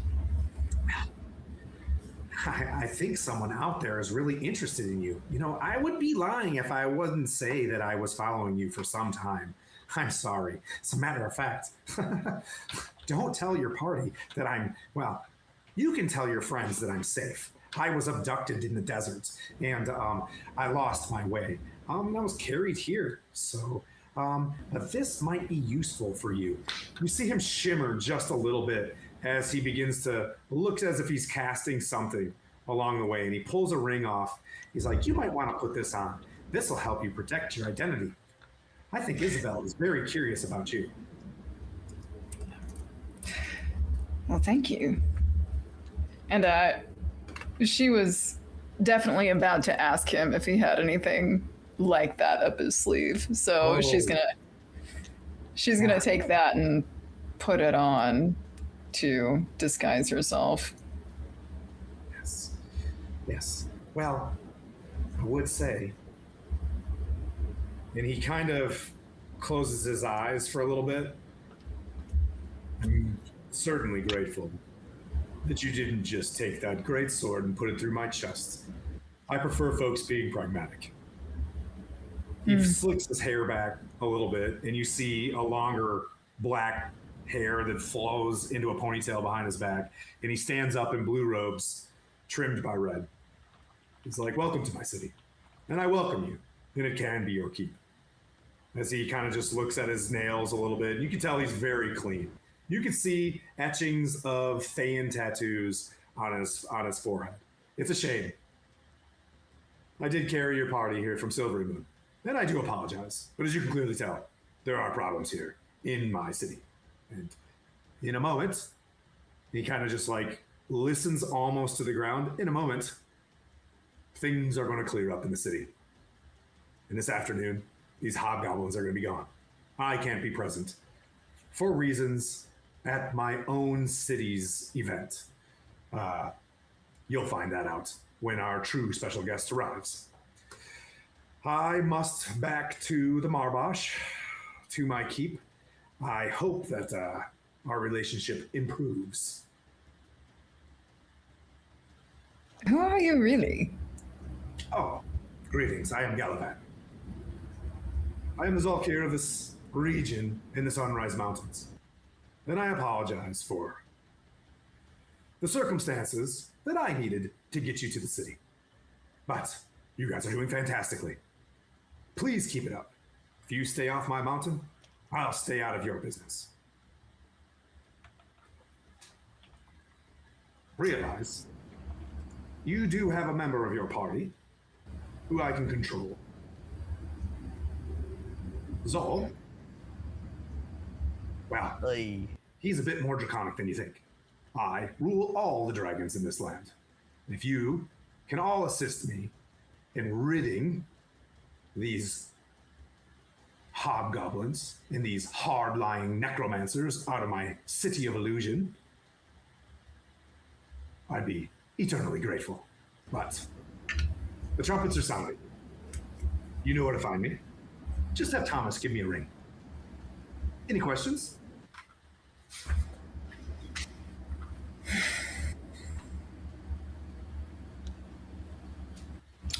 Well, you seem to be a powerful man. Hard Are you work. sure? You sure there's nothing else you can do for me to ensure that I win this?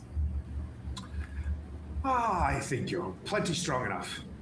And if you lose, we'll find a way to restore you. So no. I can keep attention off from you, but I'm doing my best to keep my attention off myself as well. That's fair. Thank Be you. subtle in the city if you don't mind. Be what? Subtle in the city. We've been trying.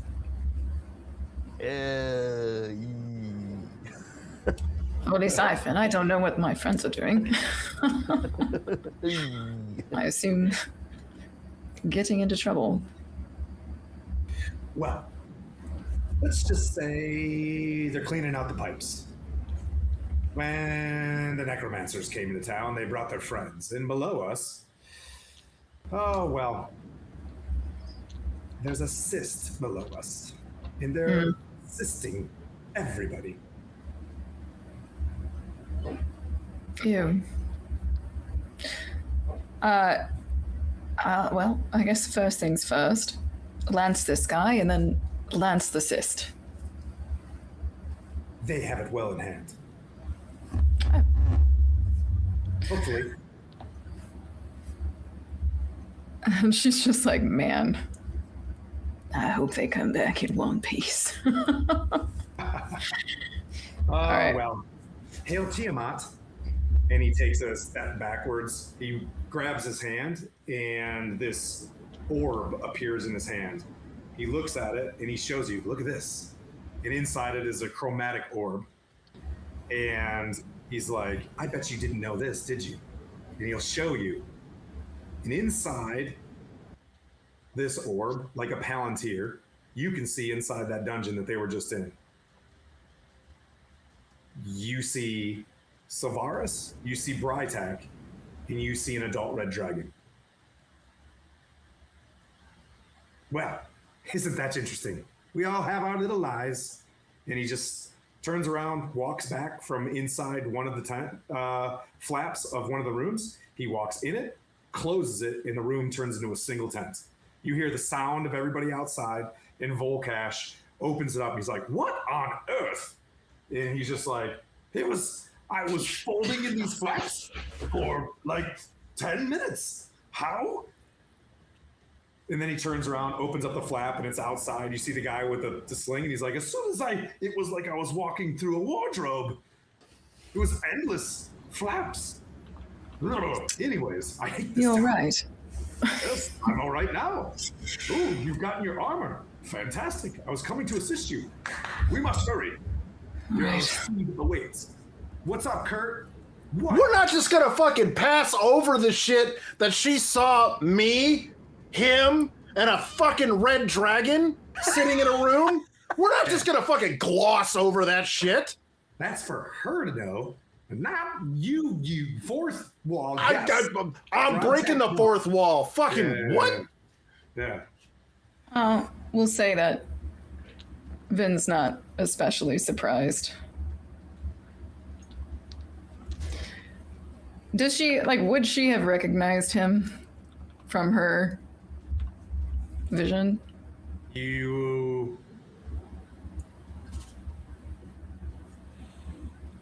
Your vision would prove that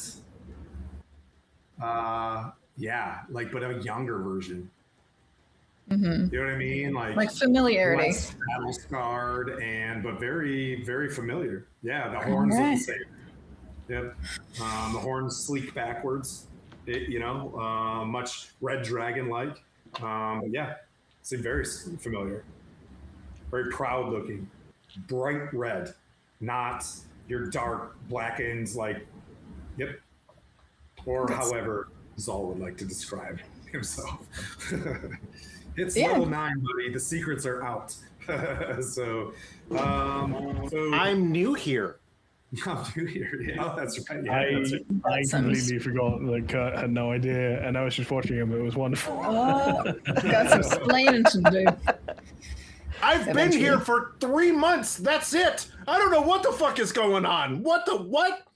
It's not important. Don't worry. It's not important at all. Not important. Actually, it really is. You get taken outside. Your horse is waiting for you. You have 2 hobgoblins that are they're like squad leaders, and they're clapping your back, and they're like, dude, sick ravens. Wow, and because you get the filigree of all that stuff. Well, isn't she supposed to be disguised? No, your identity can't be seen. It's almost like a mind. What's it called? The mind. It's a special. Just stay with me. Ring of mind shielding. Is that what it is? Yeah, it's but it just shields your identity. Would it be sus if I'm wearing raven shit in front of Isabel? Could be if she wasn't enamored in conversation with Valindra. Okay. But it's interesting that you are very into what Isabel is saying, and if you did care, she's not paying attention to anything but Valindra. Valindra will look and stuff, but Isabel's eyes are locked in lust on Valindra. Interesting. Couldn't see a thing around her if she tried. You put the ring on and you get mounted up onto your charger. I can switch maps here in a second, but we're going to take a 5-minute break. You stand off to the side. Before you take your break, I'll say I'm running a mechanic. There is an old school 1E, 2E type mechanic for jousting. I'm going to take something kind of simple. I'm going to pick a letter A, B, or C. The head, the abdomen, or the lower half of your body. I'm going to pick 2 numbers where I'm aiming and where I'm defending, right? So I could go A is aiming for your face. C, I'm sitting hard in the saddle. Or I'm super aggressive. I'm going AA towards you. Those will disadvantage, advantage, or whatever as we come together on our joust. You versus Bergenflurgen, the Hobgoblin, who has a great name, Drogon War Tusk. But we're going to use kind of that mechanic I came up with during lunchtime today. It's kind of a simplified jousting mechanic that kind of makes things fun, and we'll see what happens as you guys go toe-to-toe based on your strength or acrobatics. As you decide. So we'll take a quick 5-minute. We'll go back with the dudes downstairs, and then we'll go from combat to joust for the last hour and a half. Sound good? Yep.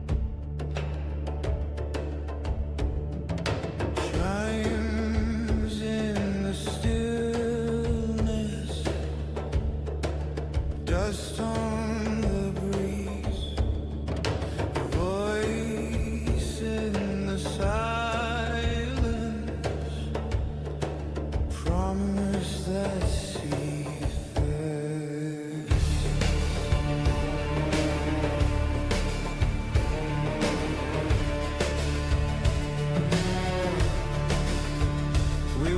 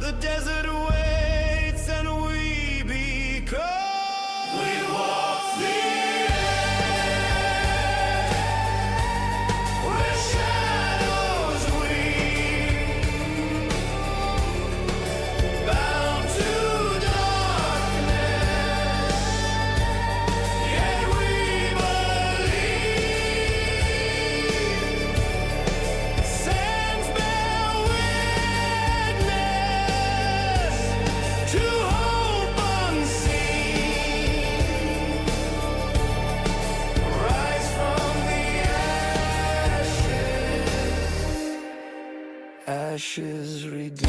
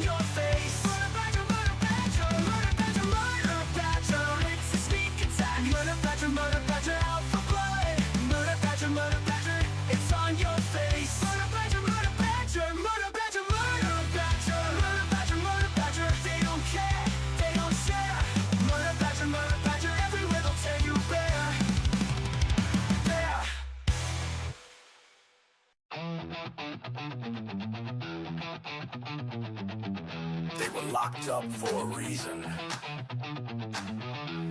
But the world ran out of heroes.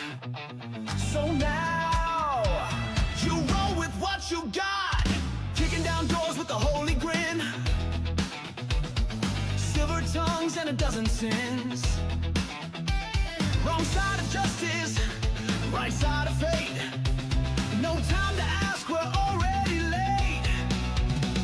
We ain't your chosen, we ain't your knights, but we shine damn bright when the world ignites. And we roll for trouble, we play to win. Out of the cells and into the spin. We're taking chances, bending fate. The last bad call on heaven's slate. Roll for trouble, that's our cue. You want a miracle? We'll do. Hey. Knight lost his banner, but swings just fine. Rogue's got charm and a 5-step crime.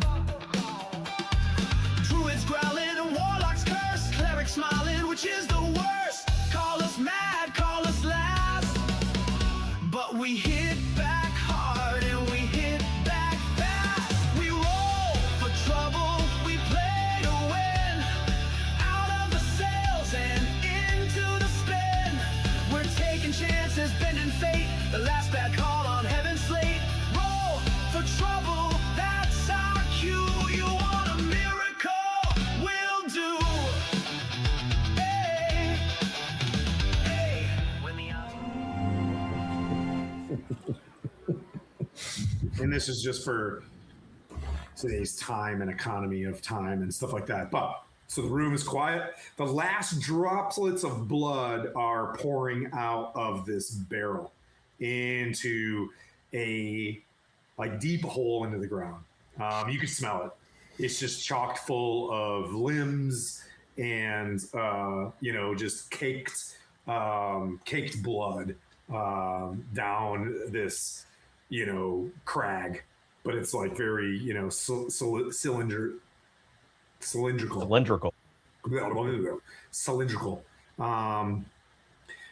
You can see the exsanguinated bodies of two fresh humanoids, a woman and a man, laying there on various racks. The fiend cultist is on his face. Half of him is on his face, and the other half is like dangled like so. His legs are spread eagle. There is nothing left of the Hazru but the bits and pieces, fragments of whatever was left of them. Even those bits and pieces, what I would show you is as they splashed against the ground in chunks of meat, they turn into a sludge and they hiss into the ground. There might be some marking into the ground, but the ichor is no longer there. Ooh, because they just go back to the fourth wall. Yeah, your character's like, what? Yeah. Welcome back, everybody. Sorry, we went right back into it so that we can get a full Sunday of mapping and stuff. So we'll go around the room. Sylvaris, it would have been your turn. You guys are out of combat right now. There is the gate, and you see the lever that the Hazro pulled to close the gate. You assume through very, I don't know how much the hydrodynamics work in this place, but it opens. I don't know how to if you were to pull the lever. How do the man and woman on the rack, are they still alive or are they dead? They're dead. I mean, okay. You can always heal them if you want to. You can do something. You know what I mean? Like they're dead. Well, yeah. If they were like, I was gonna lay on hands if they were like unconscious and they were still alive, I was gonna lay on hands to heal them. But if they're dead, then I don't know that. I'll give you one that seems, you know what I mean? Like you can kind of see that there's light. Would you like to put one? You know what I mean? Yeah, like, I walk up and like if one of us still alive. Yeah, the male in nice merchant's clothes, like he looks at you and just starts screaming and writhing against the straps on his arm. You've healed him with one hit point. You stop the bloody, and he just kind of curls up in just absolute terror and hysteria. He just curls up to his knees. He's got like nice velvets and stuff like that on and leathers, but they're torn up really, really badly. I'm not your enemy, sir. As I undo the straps. Seems to be pretty hysterical, kind of rolls to the ground and gets underneath one of the racks. Like, all right. And as I watch you do this, I'm going to cast Detect Thoughts just to see exactly what the guy's afraid of, etc. Right? He's afraid of monsters ripping into him. You see these horrific sights of them like tearing into them for no reason. They don't want information, right? They just keep talking to him about his wedding and his wife. Do you remember her and things like that? And as he, I think a good thought goes into his body, they continue to cut into him. So he's trying to like not remember anything good.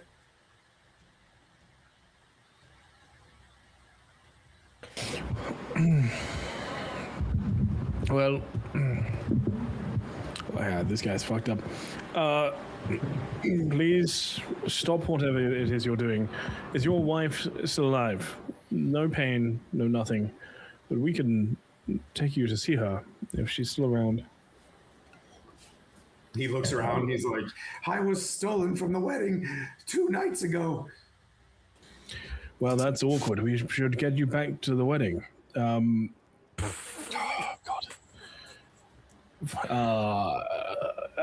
More healing's gonna help, right? You only healed him for 1 hit point? Yep. All right, I'll give him a little bit more healing. This is just a peasant, right? Oh yeah. All right. A 7 hit point peasant. Yeah. Okay, yeah. So I'm not gonna outcast this or anything. I'll cast healing word as I do this, just lacing my words, trying to comfort him with healing magic. The minimum it can heal is 7. So he's fully healed. Yeah. He's fully healed. His wounds healed. The spell slot is gone. He stands upright and he looks at this bride next to him, and he's like, "They've been taking people getting married lately." He's like, he just like looks at her, doesn't recognize who the woman is next to him, but you get the sense that he doesn't know who the bride is next to him, and he looks around the corner and he grabs one of the sconces and he looks at you and he's like, I can leave. I can leave. Can I leave? In just a moment. Dear cleric, did you have any questions for the peasant? Someone get these beggars out of here.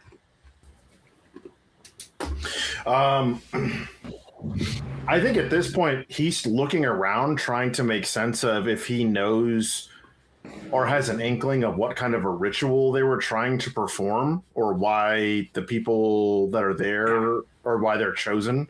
Because he's looking at the peasant and he's like, yeah, okay, like I get it, you know, like he just kind of like pats the, like, not truly in a dickhead fashion, but he just kind of like, they'll be fine, and like looks around. He's like, he's not going to tell us anything that we need to know.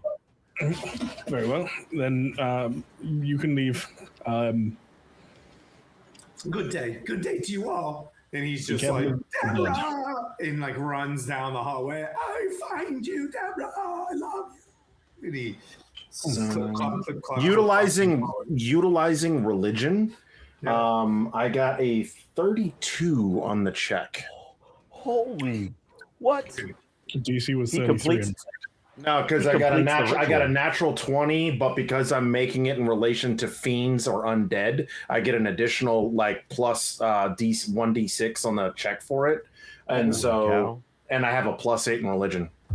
You oddly complete the ritual somehow. No, I don't want to complete the ritual. I want to know what they're doing.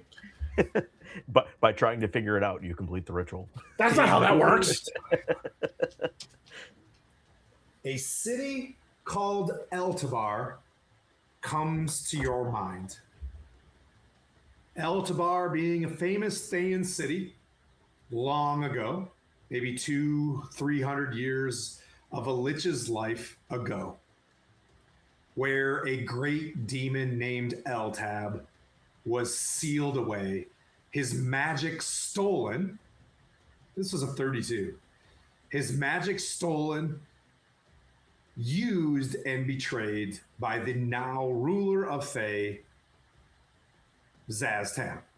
That was the moment that the Delhumide, a great demonic city in Thay, was turned over. Demons were more prevalent in Thay, and Zaztam sealed off the Lord Demon of this area of Thay. And as you look around, you see one of this area seems to be a cyst, a scab over of things that can keep that demon at bay. You know that Eltab is a demon lord, but not a demon prince, right? Like the demon prince, there's two, and there's a princess. You know of Demogorgon, and you know of Orcus, and you know that Eltab, right, is a competing demon against or potentially subordinate, however, but lower than Orcus themselves. And it's a 32, so I've got to break this open. This is one of 3 locations that are assist over Eltabar being the final, you know what I mean? Like being where the demon of Eltab, well below the crust, is hidden and kept away, empowering Zaztam.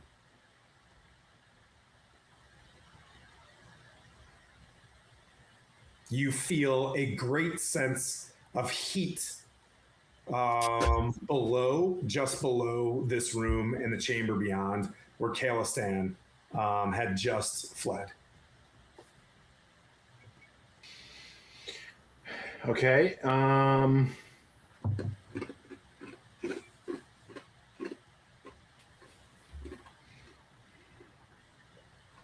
Like this is if this Does that was mean if this was assist in a ritual, it's a perpetual ritual that's been occurring for a very long time, feeding and holding something below. In one other fashion, it is keeping a balance of something below. Far powerful and demonic.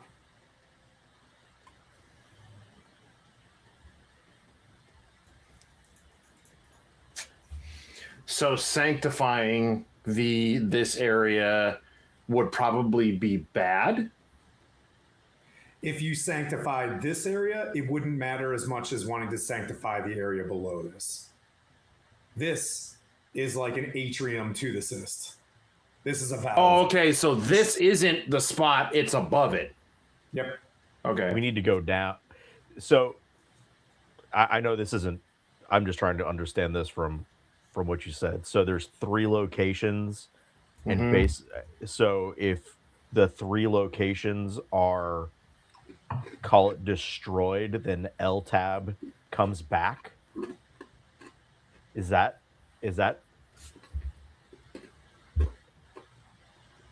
kind of okay?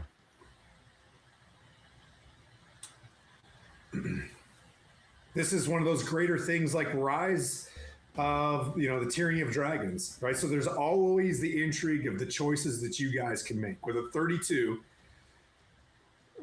the lesser of 2 demons, the lesser of 2 weevils kind of thing, because if this dude is this godly powerful, right? Like, what are the things that could help you guys? You know what I mean? Like, but you could also destroy it at the same time. It's completely on you guys. L-Tab is certainly not down there. No, but it's the 3 locations are like L-Tab is being held. Yeah, with a 32, is the locked lore away. is L-Tab, Thalos Kirith, Dalhumide, and Eltabar are the 3 cysts. The last and final cyst is Eltabar. That 32, like, all the lore about L-Tab.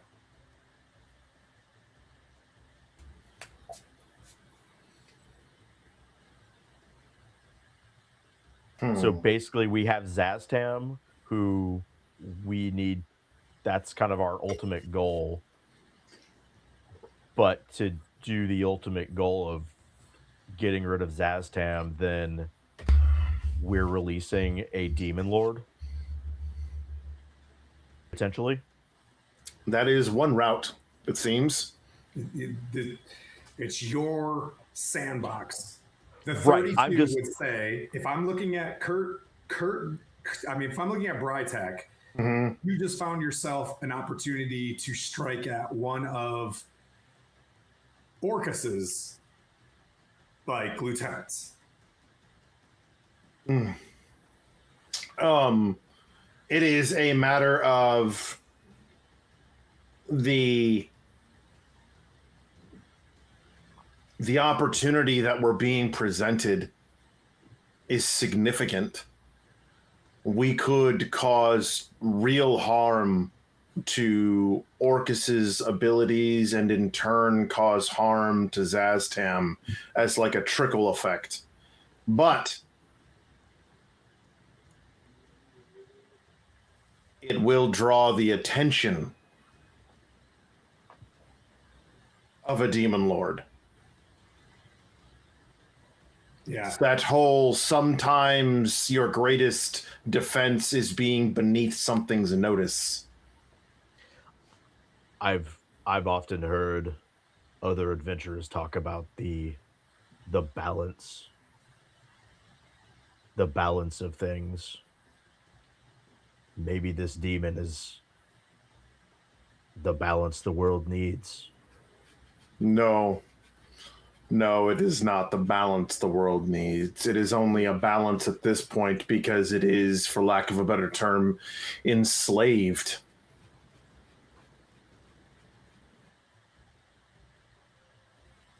Don't say that word around Kale. No, and I'm well aware that I am happy that I did not say that around Kale. I am very thankful that that word was not mentioned in Kale's presence. No, Kale, we don't need to free the demon. What I would say is anything that is demonic lore in this city, you don't have to roll for because of a 32. Yeah, I would say in the Sunrise Mountains, in this layer, you get the sense that there is a stronger demon below you right now. Like actually below us. I mean, he would relay that. Stronger than Hezro. Like whoever, you know what I mean? And like, this is something that we need to deal with. There is no question of it whatsoever. However, this is not something that we three can deal with. This is something that we would need all of us to deal with.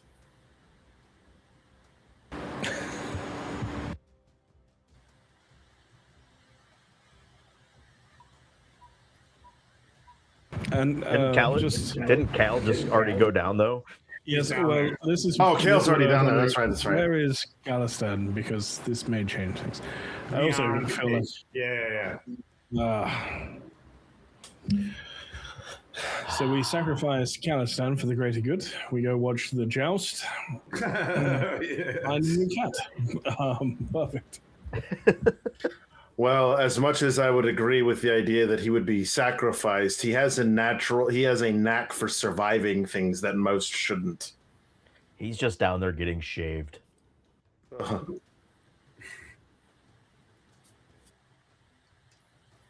So, what it'll be? Turn it around or pull the lever? Hold. He goes, like he looks at the lever and cast Cure Wounds on himself. Yeah. So feel free, if that's the plan, feel free to, I'll give you up to you guys can buff up, do whatever you need to do. Yeah, I'm also going to use the remainder of my lay on hands on myself.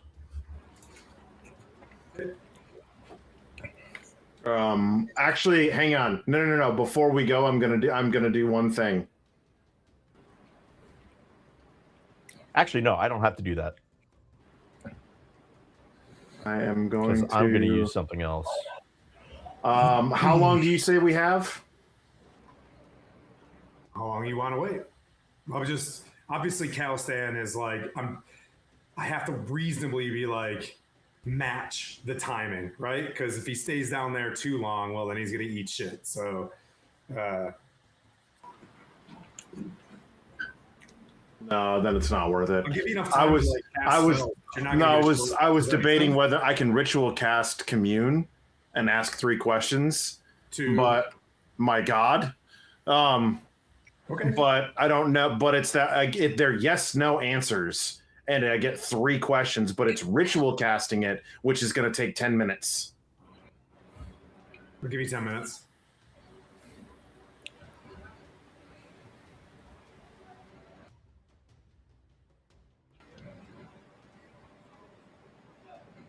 And I think that he would ask, the first question that he would ask would be, is this a fight we need to fight right now? If you're asking Kalimvor this, if I am the agency of Kalimvor, then it is a resounding affirmative. Okay. Are we equipped to handle this fight? Affirmative.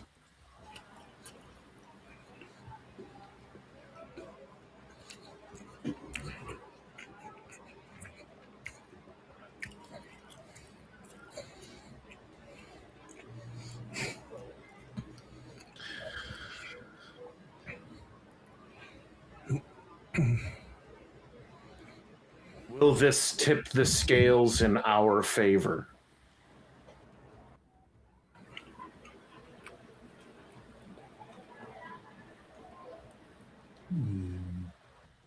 Yes.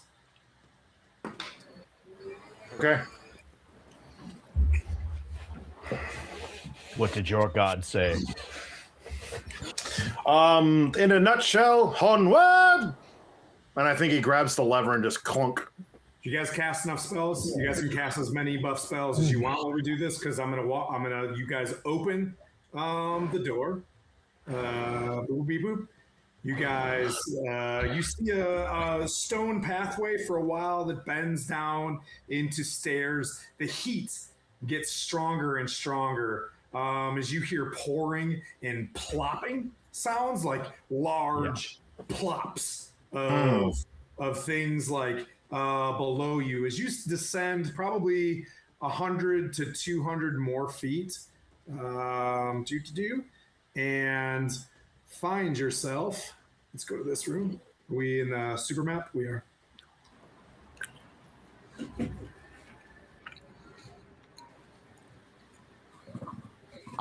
So just so you know, I'm kind of holding on to as soon as we get into a mess, I'm casting Shields of Faith on myself and Divine Favor, both at the same time.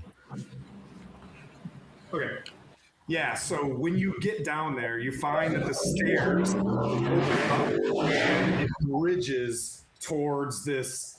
It looks as if it's lava with spouting flames coming out of the lavas. The first thing you see as you're in darkness for about 2 minutes and you come down this staircase, adventurers have never been in this space before. There are various abyssal signs against the wall, as you can see, L-tabs, cysts, and other profane words, because your 32 is still rocking in this place. You feel a strong sense of chaotic evil in this location. There are 4 dretches picking up various viscera and wounds and things like that that pour from the cracks and the fissures in the ceiling, as you see large blops of blood drop into the lava and just steam into like this Icarish, disgusting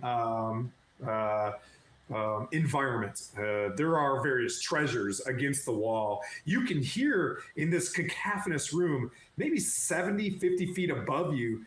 In some cases, it just goes all the way up to maybe 100, 200 feet. The dust pours down, and you can hear almost like kettle drums above you in certain times.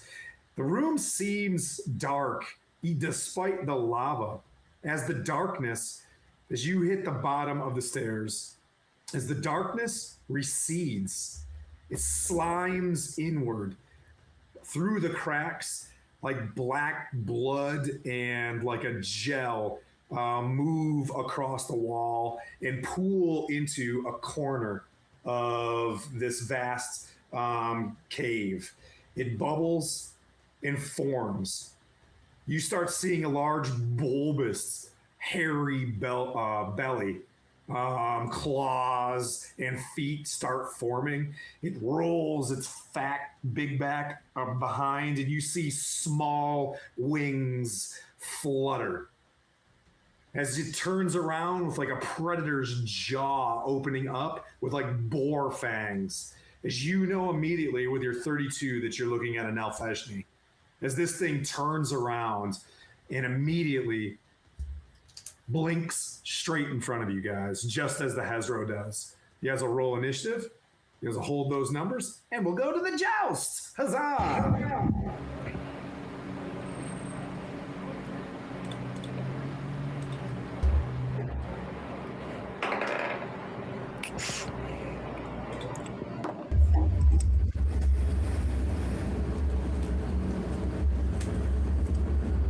Ty, what did you get? Perfect timing. What'd you get, Bryson? You get a good one? I got a 19. All right. What'd you get, Savaris? I'm going to ask what Ty got first. I got a total of 21. You also have a 19. I'll take the 21. And I will take the 21 from Savaris. Because I, too, have the alert feat. Oh! Hey! You guys fight it out. You can have my You know 21. what? Go ahead. That's perfect. That's perfect. Now. No, so Don't it goes fight. Brytek, Sylvaris is all? I would much rather Brytek have the 21, and then we'll take the 19s. Okay. Sounds good. Okay. We're going to hold off, and then we'll come back. We'll go to Vin. Let me bring up the Joust map and see if we can knock this out. And we got 50 minutes before Kurt has to go. So, Vin, you are mounted atop your charger. On the other side of probably 150 feet of like a fence line, you see a horse rearing up with flames on its mane.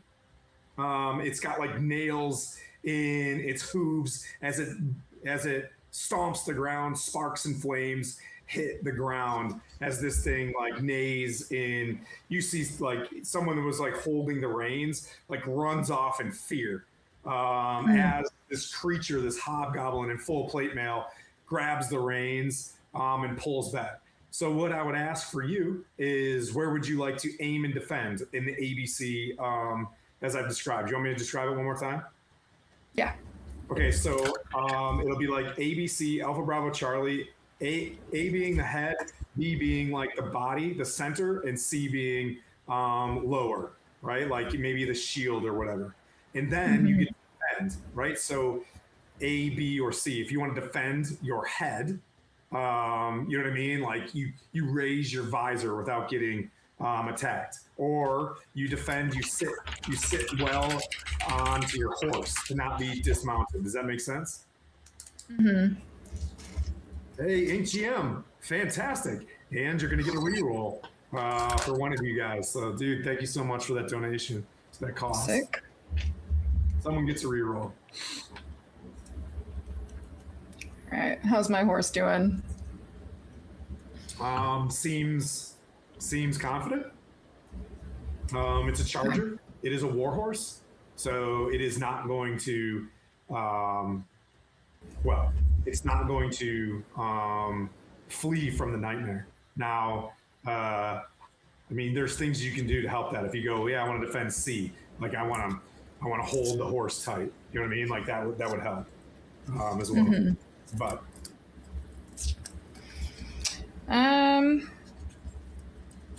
sure. I'm ready when he is. okay. So what I'll pick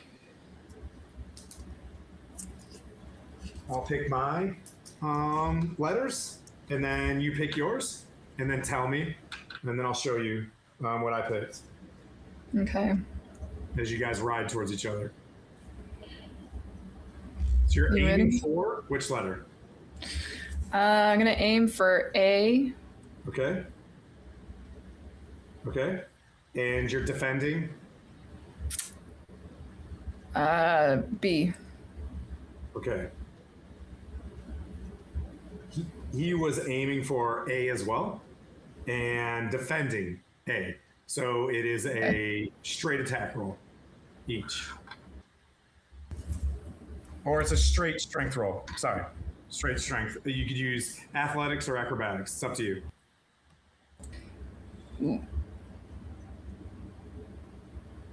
It's a 12. Okay. Vin, what happened? I don't know, man. All right. So you guys ride towards each other. Come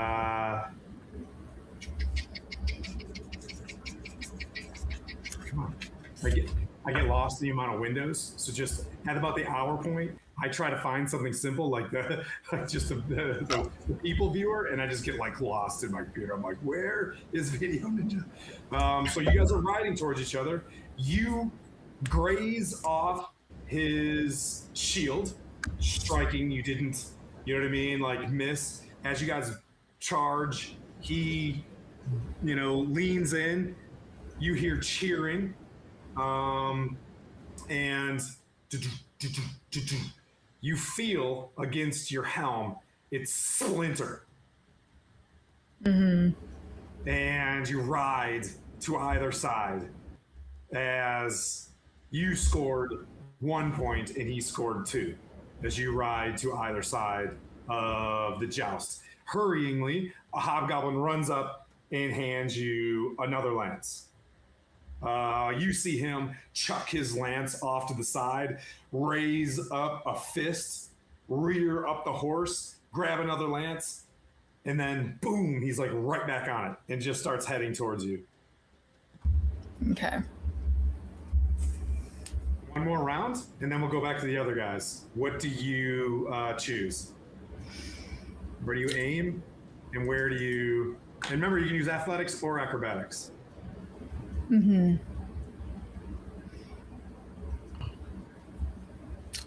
I'm going to go for B. Okay. Aiming for center. Yep. And I'll defend B as well. Okay. All right. So you rolled conservatively, and he did the same thing. He's aiming straight for your head one more time with full confidence. Okay. All right. So make your roll. It's a 20. Dirty, though. Dirty? Okay. You break your spear on his, or break your lance on his chest as you ride, slash, go by each other, and you see him miss you completely with his, and we'll do one more because it's 2-1, and we'll try to like build this up for, you know, kind of a last round. So you broke for 1 point, and you hear, you know, people kind of like 6 hobgoblins off to the side, and one without a shirt, like, ah! And he sits like one flag in this this empty socket, and you see these other hobgoblins kind of like scoffing and looking ugly at the other dudes, and puts in 2, you know, holds their 2 flags and kind of dismissive. You hear him immediately turn around with this lance that he has as what was it? Vorkash runs up and tosses you another lance. Where do you aim? I'm gonna go A and defend B. Okay. All right.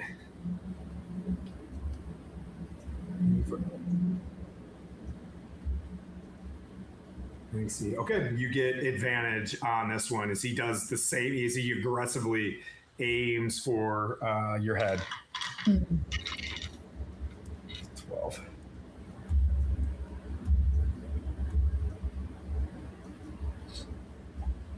You said acrobatics or athletics?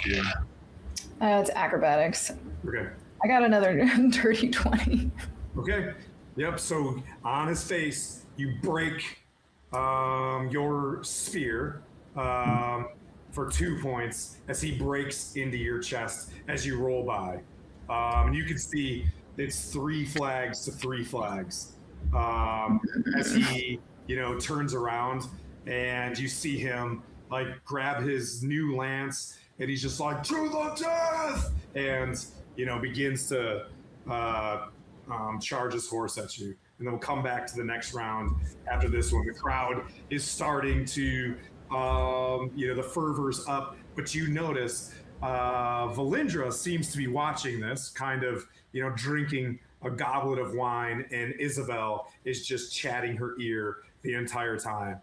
Valindra just like looks over and, you know, nods a little bit and laughs, like almost fake laughs at a joke or something, and continues to watch.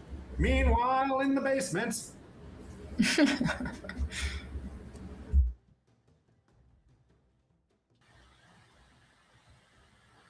All right, so the Nelfejni takes a... Oh my gosh, I can't find buttons. Why can't I buttons good? There it is. I completely forgot. When we rolled initiative, I'm using uncanny metabolism to regain 14 hit points and get all my focus points back. No worries, man.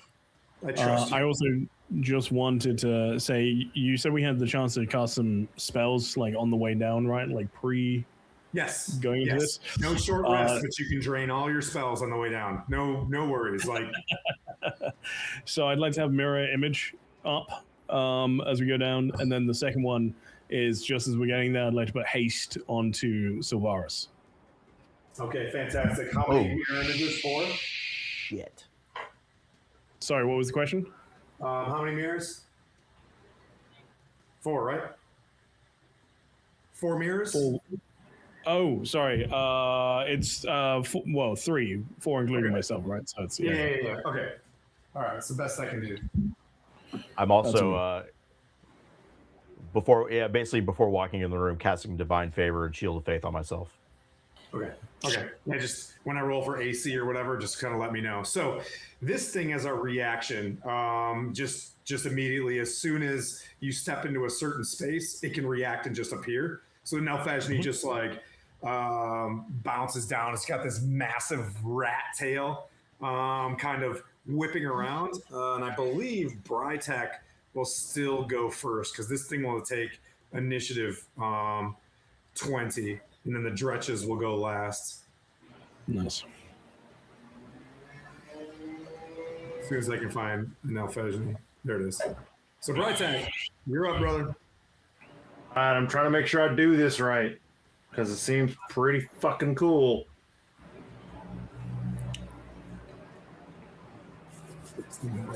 No, me too.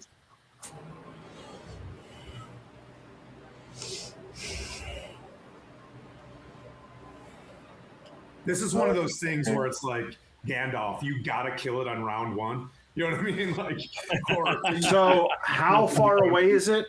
It is within 10 feet of you. Like, so it appears. See those squares? Those are 5 feet. Okay. And what is this thing directly behind it? A Dretch. You fought them in the sewers. Those weak ass, low level Lemure equivalent of a demon, a Dretch. Okay. Well, So big are those two within 20 feet of each other? Yeah. Okay, cool. All right, sweet. So I'm gonna target the dude behind the little Dretch dude, right? Yep. Okay. This is gonna create a 20-foot sphere, and both the little Dretch dude and our giant flying rat tail need to pass a Wisdom 15 at disadvantage. Both. Right. So Fatty got a 15 plus, and then the Dretch got a 3. Okay. All right. So the Dredge is going to take. Get this here. Okay. All right. So the Dredge is going to take. Let's see here. 26 points. Explodes. Psychic damage. Explodes. Okay. Yep. And the one that passed is going to take 13 psychic damage, and it will subtract 1d6 from its saving throws until the end of its next turn. So not this turn, but the one following it. It has been smacked with Doomtide. Nice. Love it. Okay. Let me get my shit together. So that thing took 13. Okay. Anything else you'd like to do? Melee, you good? That took like the bulk of my action. The only other thing I would do is inside that sphere, it's total darkness. So it can't see in or out of it unless it has some sort of magical sight to be able to see in and out of that sphere. Oh, like true sight? Yeah. I'm sorry, this is bugging my... I need a wall back here. There we go. And then the only other thing is I'll use my bonus action to pull out my spiritual weapon that's going to be right next to me. Okay. Where's your spiritual weapon? There it is.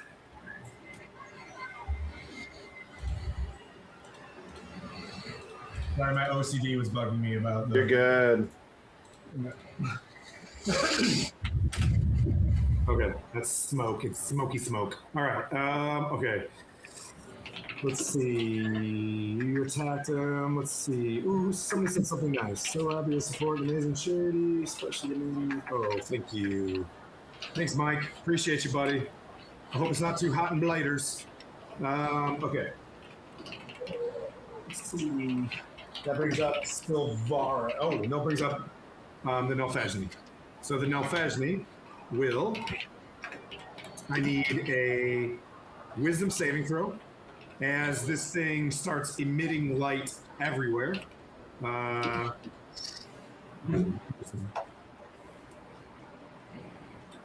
In darkness. That's no problem.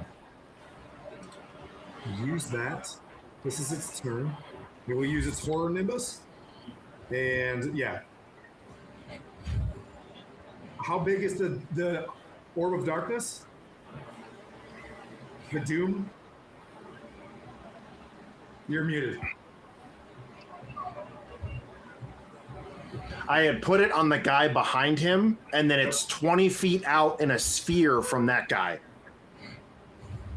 Okay. All right. So I would say that the Nelfajni is halved then by that sphere. So like its body is cut in half by the sphere.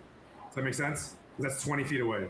The dude was 5, 10. No, you're right. It's dead center. So the Nelfajni is in the sphere. I'm literally looking at trying to buy us a fucking turn to get set up better. That's all that was the only spell I have to like, okay, what can I do to try and slow this fucking thing down? Yep, you can check the stats. The sucker's got true sight.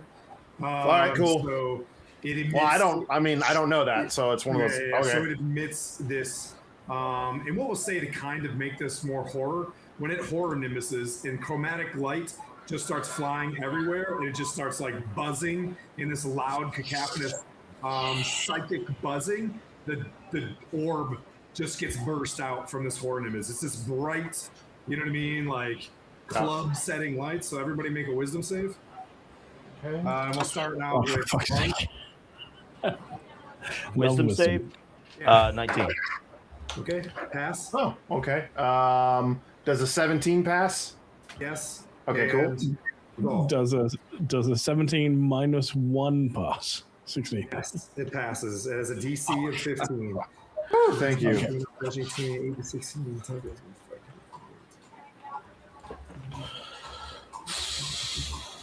The target is immune to this. Well, fantastic. Oh, Dungeon Master Guide. So yeah, you are immune to the horror nimbus. So much like as this thing explodes out in this chromatic, color, it drops the doom orb or whatever, but you guys also are like, oh shit, that wasn't that bad. That was just bright lights. And kind of, it sits there on the other side and looks at you in disbelief of why, you're still standing there. And it's not going to move yet this round because its action would have to do that. Okay. That brings up Savaris. So with haste, that gives me. What does that give me? So, I have a 21 AC now. Does it increase? Oh, my speed is doubled, so I can move 110 feet this round. Awesome. I'm just gonna do I'm gonna run across and jump across the lava to the other side. You can jump across?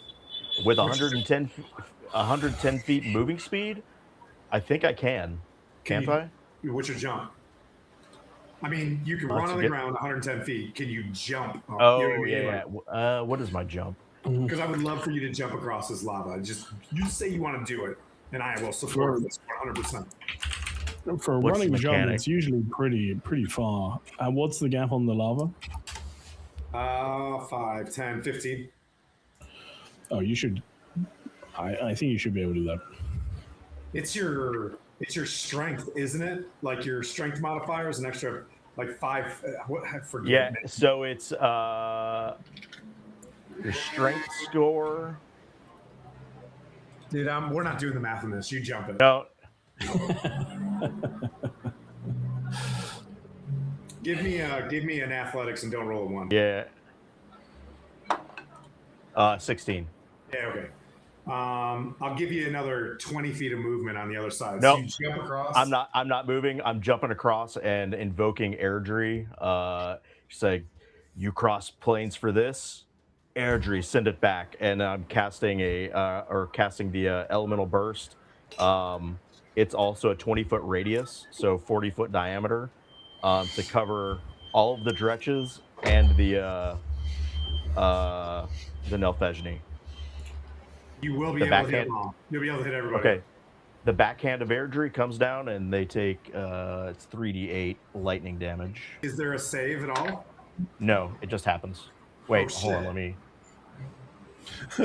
I think if this goes off, fucking straight up Brytech goes, yeah, get fucked. No, there's no save. Oh, sorry. It's a deck save. 14. All right, so this will be. All right, so the Nelfejni saves. Oh, Jesus. Yeah. They all saved. Dude, I just rolled so hot on 4 die. The lowest I got was a 17. Well, I mean, they still. So if they save, then they all take 11. Because I rolled really good on mine. Okay. There's an 8, a 7, and a 6. So I think Okay. that's 11 lightning damage they all take. Okay, all of the Dretch are really bloodied. You hit the Nelfejni, and it seems with the damage that you did hit, didn't seem to do a lot of damage. It seems like this thing doesn't really mind lightning that much. Okay. Can I get within 15 of that? Nope. Yep. Yeah. I got that. You said I can move another. I just want to get within 15 feet of the of that Dretch and then attack it with my haste action. Okay. You should do it. Yeah. So that's going to be a 19 to hit Hits. for 8 more. Call it thunder damage on this one. Yep. You kill him. He falls into the lava, and then just melts, and you see as it falls into the lava on its back. Just like heats up, and you can see like the bone starting to show as it falls back in there, and then a pool of air pools up on top of it, and then just sizzles and disappears. That brings up Zol. Yeesh. I very deceptively step back a little bit, just like, I'm not really here. I just back up a little bit, like, I don't want to be in the center of attention here. Oh, look, a cleric. As I do this, is there a possibility to hit those other 2 Dretches and the guy with the fireball? Is that in the range? Is what in the range? There's 2 Dretches left, right? Yes. In the back. Yeah, fireball. So would the 2 Dretches and the other guy, the rat guy. Nalfishni? What's his name? It'll hit. Yeah, that's in range. How is Okay, Judgy rating us? How are you not in this? Wait a minute. Aren't you supposed to be in? What? Kind of confused. Your character just died of a heart attack in a queue. What's going on? Yeah, I just back up a little bit to make myself inconspicuous. And then, yeah, if we can hopefully take out those 2 Dretches. So I'll cast this upcast as well, because I'm starting to get a little low on spell slots, maybe. 1, 2, 3, 7, 8, 9. Perfect. 5, 10. Sorry. That's 20. okay. They all fail their dex save, just so don't do. 31. 36 points of fire damage for that one. Okay, and you can see that. You see that Nelfejni, just like the lightning, it absorbed a bit of the fire. Bit singed and brutish, but it's still after you, and the Dretch are destroyed. Great.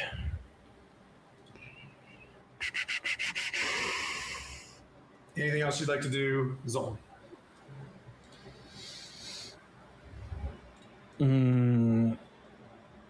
I didn't think this through, and that I potentially could have done something bonus action. I'm starting to get low on things here. No, I think I could do a bonus action, but I'm going to save it for the time being. So, yeah, so that's me. I'm good. Okay, that is you.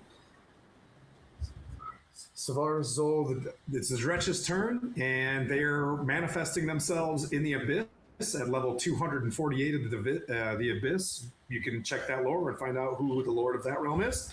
And they appear, and they're like, "Oh, we're sorry, dude." And then you hear upstairs, you hear "To the Death."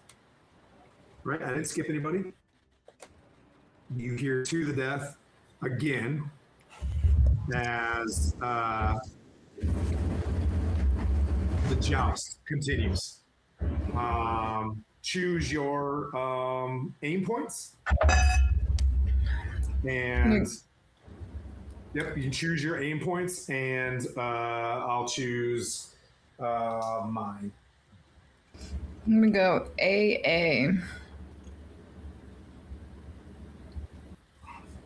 Okay. Yeah.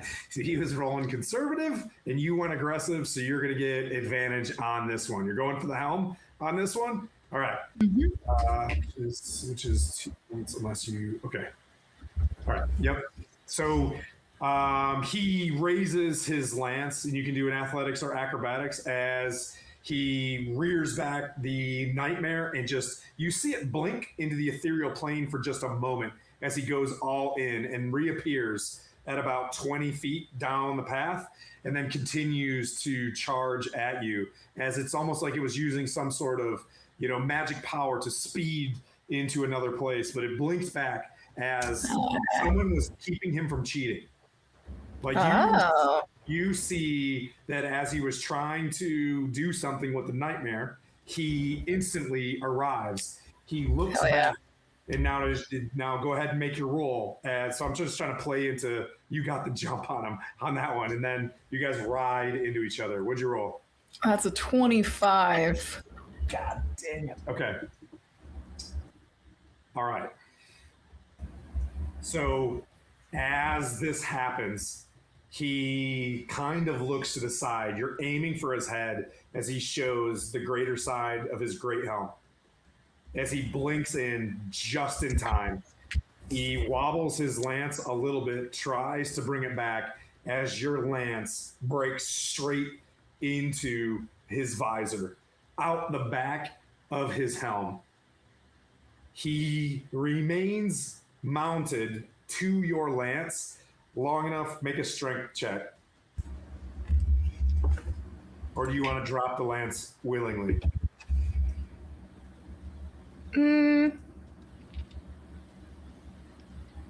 I'll hold on to it. Okay. It was a 16. As you pull it back in and tear, you ride to the other end, affixed with a great helm of a goblin warlord or a hobgoblin warhorde to your lance. What would you like to do? His head's still in it. Yep. Gnarly, dude. Nice. So she's just gonna kind of look up at it and then just raise it in the air. The nightmare charges off to the end of the to the joust. You do this. You raise it into the air. The nightmare appears next to your horse, moves its flanks and its haunches to your side, and brushes up its waist to your leg. Stomps twice and puts its head down. People start cheering Vorkash comes running out, and he's like, "I got Cherry back!" And someone brings out his warg, and they're like, he just starts like rolling on the ground with his warg, with its like. That's what it's all for, guys. Yeah, Just warg reunite houses, the guy with his puppy. and they're hugging each other.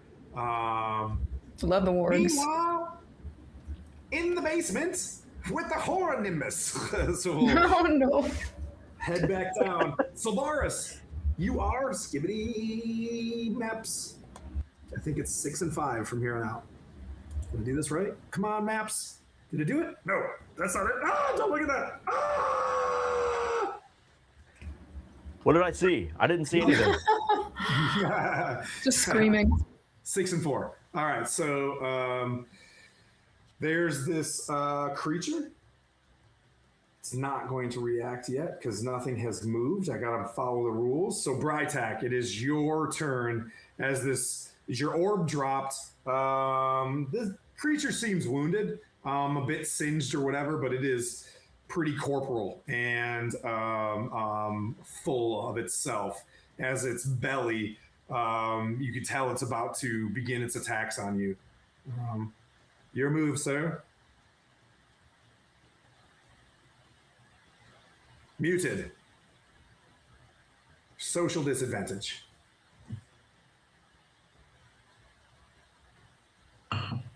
Still muted.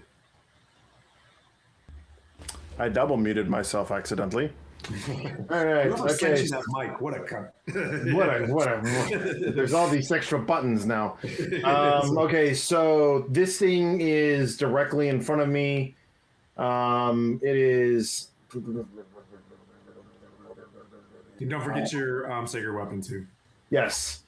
So the sacred weapon's gonna move up, and it's gonna. Yeah, that's exactly what we're gonna do. Sacred weapon's gonna move up, and it is going to swing. Okay. All right.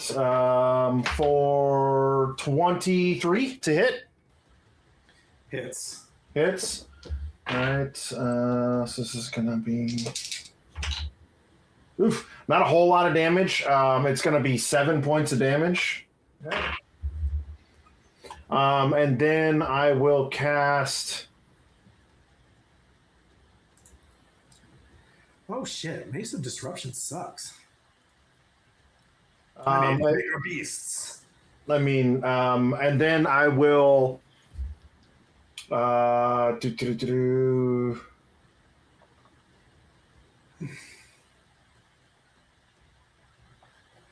right. I am going to use. Let's see. Oh, that is a full-on action. Okay, never mind. I will.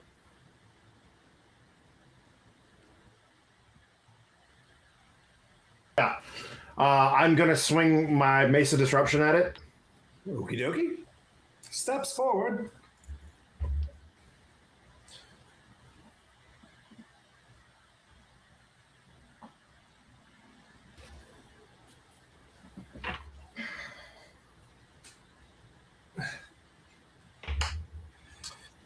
Does a 19 hit? Ooh, yes. Okay, cool. All right. So it's gonna do. I'm gonna once because this is once per turn. I'm going to use my Divine Strike on it as well to give me an additional D8. So here we go. I need this. I need this. I need these. There we go. All right, so it's going to take 17 points of damage. Okay. I'm not going to activate the light spell off of it because it casts chromatic light, so I'm assuming it doesn't really give a shit about that. Nope. It doesn't have light sensitivity, if that's what you're asking. Yeah, like it's one of those like I don't think that shit's gonna fucking matter. I would say with your 32, you know the things that have shadow in its name are the ones that have light sensitivity. Like you just downloaded all of Demon when it comes to this. And I think that's all that I can do. Damn it! I need think- people to move. Yeah, that's all I can really do. Okay. Well. Oh, actually, oh no, never mind. Yep, that's it. That's all I can do. Everybody survived the horror nimbus, which, if the target is successful, it is immune to it for 24 hours. That's pretty lame. Okay, so it will rend. It will rend you, my friend. Since you're the cleric, it will make 3 attacks. We still have, real quick though, we're still going off of the previous thing, right? Yes. It hasn't been. Well, how long does that last? Is it 10 minutes? Because it's been 10 minutes because you did the ritual casting. No, then it's not there anymore. Yep. We're blessed too, right? Yeah, you guys are blessed. Yep. How long does bless last? As long as I maintain concentration. Okay. How long does your Shields of Faith shit, your cleric mage armor last? 1 minute, 10 rounds. It only lasts 10 rounds. That's it. Yeah, so that's down. Yeah, that's gone. Okay. So you have normal armor class? Mm-hmm. Okay. Normal attack, no disadvantage? Yep. Okay. First attack, a 1? Oh, nope. Yep. A 1. Second attack, a 14 plus a lot, I believe. 24. Go ahead. Yeah. Second is a 28. This is the first time that you've been attacked by something that is just so absolutely sure to hit, right? So you've got the armor, and this thing is just like slugging you without a chance of missing. So the first bit of damage. Is there any mitigation? Can I just roll this all together? No, that's it. That's all the. All right. All right. So the slashing damage is going to be.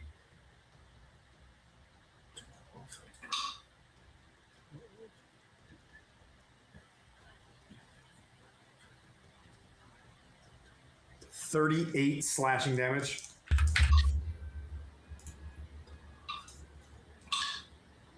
Holy fuck.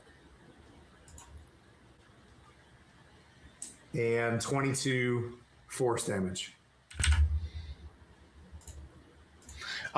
So that is 90 over. That is 90%, or correction, 95% of my total health. Do I need to make a con save to stay conscious? No. So Okay. you wait. Are you? Yeah. No. That's not a. Is that a 5.5 thing that just happened? No. Okay. Yeah. So, no, some people do that. Like Yeah, if you're yeah. like if you take a fucking massive hit. No. But you get rocked by this, and it stands there and it looks off to its left. Oh well, that sucks too. Failed my concentration check, so my spiritual weapon goes away. All right. So does bless. That will bring up Sylvaris. I'm going to run across the bridge there to within 15 feet and invoke air jury again. Actually, not even invoke air jury. I'm going to do from the 7 Dawn training. You'll see him kind of go into some kung fu. It's like 4th Dawn, Silent Thunder. Nice. And then looks right at the demon. It's like Airgy does not need lightning to break you. And 5 flurry of blows with radiant favor, or whatever that is. 17 to hit. Okay. Does that misses. hit? Misses. Okay. So a 19 plus 7, so 26. That one's not going to hit. That one's not going to hit. 21 to hit. Hits. Was that 5?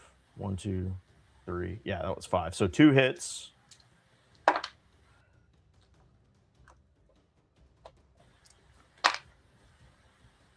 And so that's 8, 12, 16, 17, 18, 19, 20, 21, 22 thunder damage. Sorry, 20. So sorry, not 22 thunder. It's going to be 18 thunder, or sorry, 16 thunder and 8 radiant. Okay, it's not immune to any of those ones. Those ones look juicy compared to everything else. Like those all made purchase on it. Ooh, does it have vulnerability on radiant? Hang on. It does not. Demon.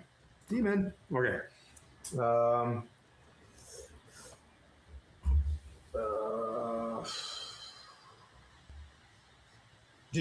This thing is now bloodied. What happens? So if you hit it when it's bloody, it has to make that save. Brytek. So in the next round, you could technically nuke this thing, right? Is that in every? That's not gonna happen. You have to fail a wisdom 15, and I have nothing imposed on you anymore that makes you roll it as a disadvantage or anything along those lines. Because you've broken all of my fucking concentration. Sorry, my bad. Dungeons and Dragons. Whoopsie poopsie. All right, so let's see here. Savaris, anything else you want to do, Savaris? That's all I'll move back to the other side of the bridge. Fantastic. Very horror. You move to the other side of the bridge. Like here? Yeah, just to the other. Yeah. Kind of back to where I was. I have 110 feet of movement, so. Are you remembering to use your hasted action as well? Yeah, Cool. Flurry of blows plus an extra. Done.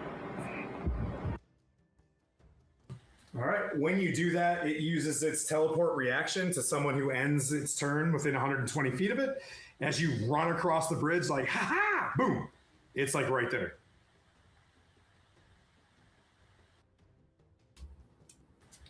Zol. I have a reaction. I don't have a reaction. Okay. I'm gonna try something here. We'll see.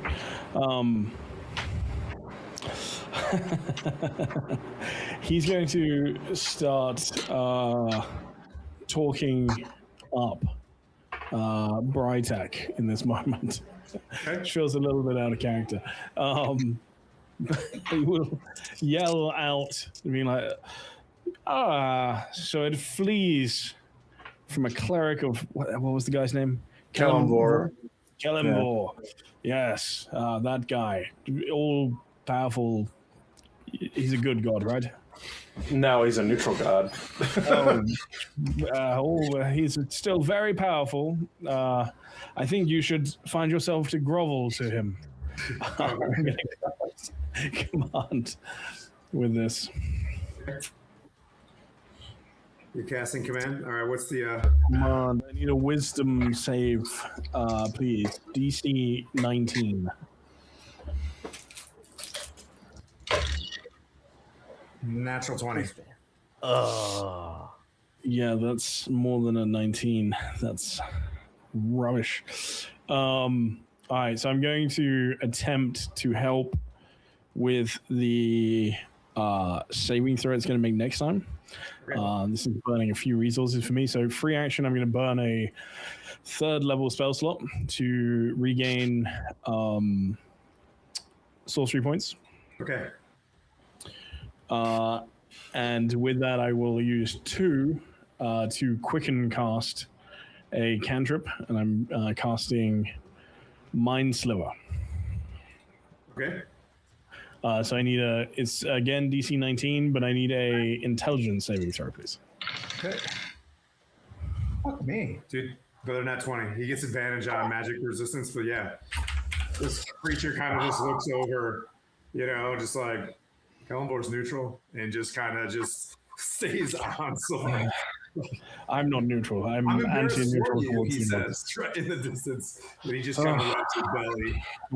Well, you're on your own, Brytek.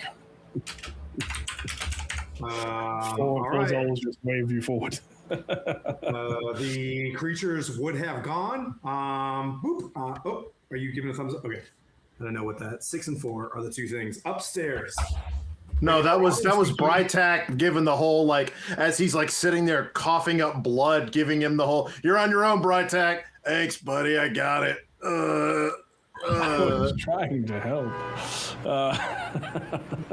Good luck. The party can hear now, like, for some reason, you can hear just like horns blasting and kettle drums above you as like dust kind of falls down. So the party below can hear thumping and things like that from above. And if you do look up, you can see various like piping, in some cases where there's like rebar or something like that across the ground in some places. You look to the other side of the this cyst, and you can see rudimentary stairs going up to the top of this cave. Kate/Vin, as the joust concludes and you're holding this headless hobgoblin aloft, folks around you cheer. The hobgoblin, who you just got all his gear back, Vorkash, cheering as well as he brings up his warg around you. And then trumpets begin to play.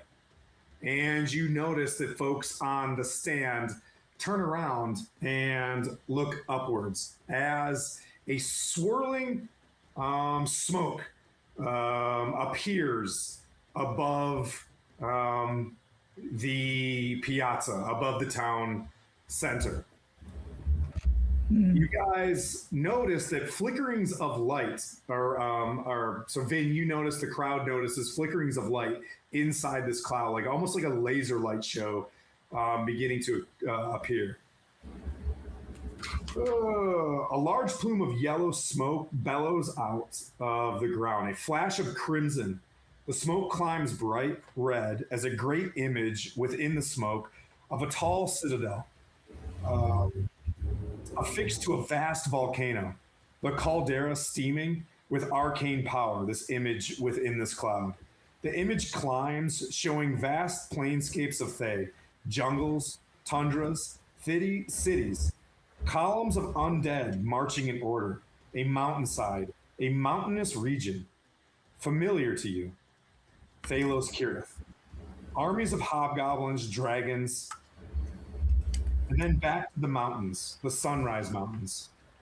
The north side of the Sunrise Mountains, a scene of a destroyed tower, barely peeking from the massive snowdrift. Humanoids digging bodies out of a catastrophe. A face, gaunt and dark, slowly manifests in the red smoke. A high-collared brim with with lines of gold, red eyes, they all strike through, seeing all, no matter where you stand. A grim day, a lone tax station, a bastion against the heathens to the north, an image of carnage. Destroyed mercilessly, attacked by the witches of the north. Our own Thargeras assassinated. How foolish. His hands and arms expand out in the illusionary projection. The square falls silent. Some heads bow. The banners of conquered Rashamen hang beneath the crimson standards of the Thay snow, still clings to the boots of the undead soldiers who marched through the Iron Lord's homeland. Behind them is a projected image that rises to the fortress of Thaloth Kiris, perched high in the Sunrise Mountains. Zaz's image floats higher, his voice now calm and measured. It carries, effortlessly, across thousands. Look behind you.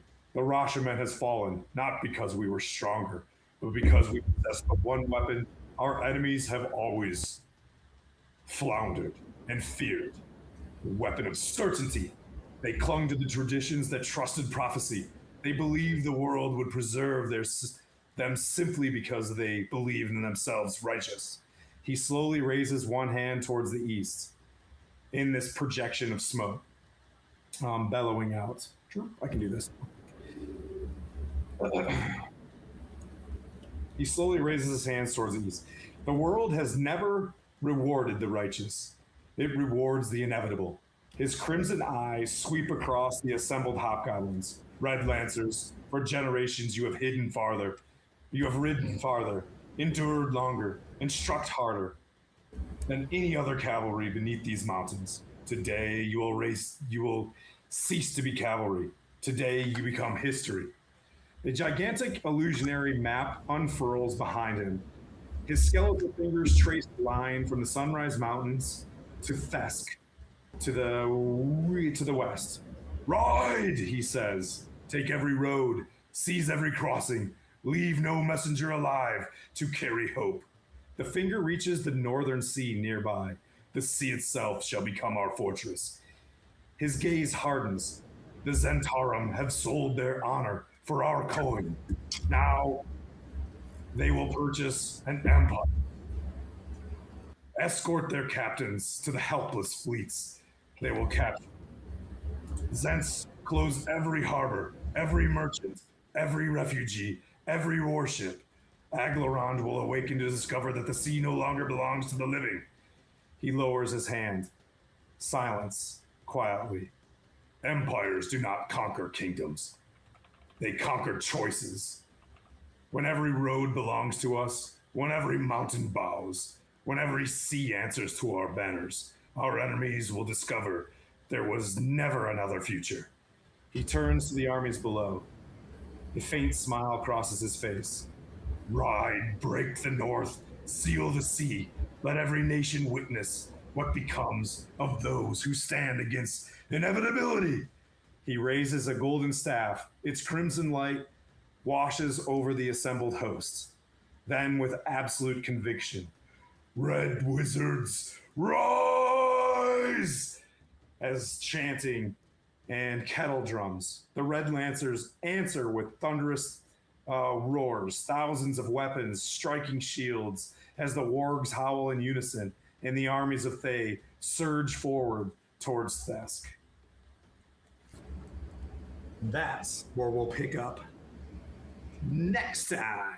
Continue to battle Hell yeah. to fight the Nelfejni below. Hell yeah. It's got some more tricks up its sleeve. Well, okay then. Before I forget to ask, the nightmare, it can teleport, you said?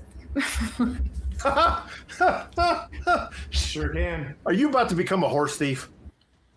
Oh, it's No, it mine. belongs to her now. It's hers. Fair. Yeah. So it cannot teleport. It can walk in the ethereal plane for 40 feet. So like, Can it take go me to the basement? Boop, boop. Yeah, it can. It can certainly can. As a matter of fact, yes, it certainly can. So we will pick up on that next time in Thay. Let's see, who are we gonna raid? If you can help us out, Skylar, let me look. I always feel bad about this because let's see, go home. Bones? Is Bones. But yeah, absolutely. Bones? Bones. Yeah, we'll raid into Bones. If you guys could stay online as we raid in there, just make sure you give a quick shout out to whoa, Brick just popped in. Hey, buddy. And then we'll go say hi to Bones, and we'll see you guys all Thursday night in Violet Moon Saga. Kurt will be on here probably in a little bit. Are you jumping into your channel as well? All right, we'll keep raiding around. Later on this evening, I'll be back with some video games on my channel. Thank Cannibal for our awesome frames and all of their help sponsoring us. Let's raid. Bye, everybody. Bye. Bye.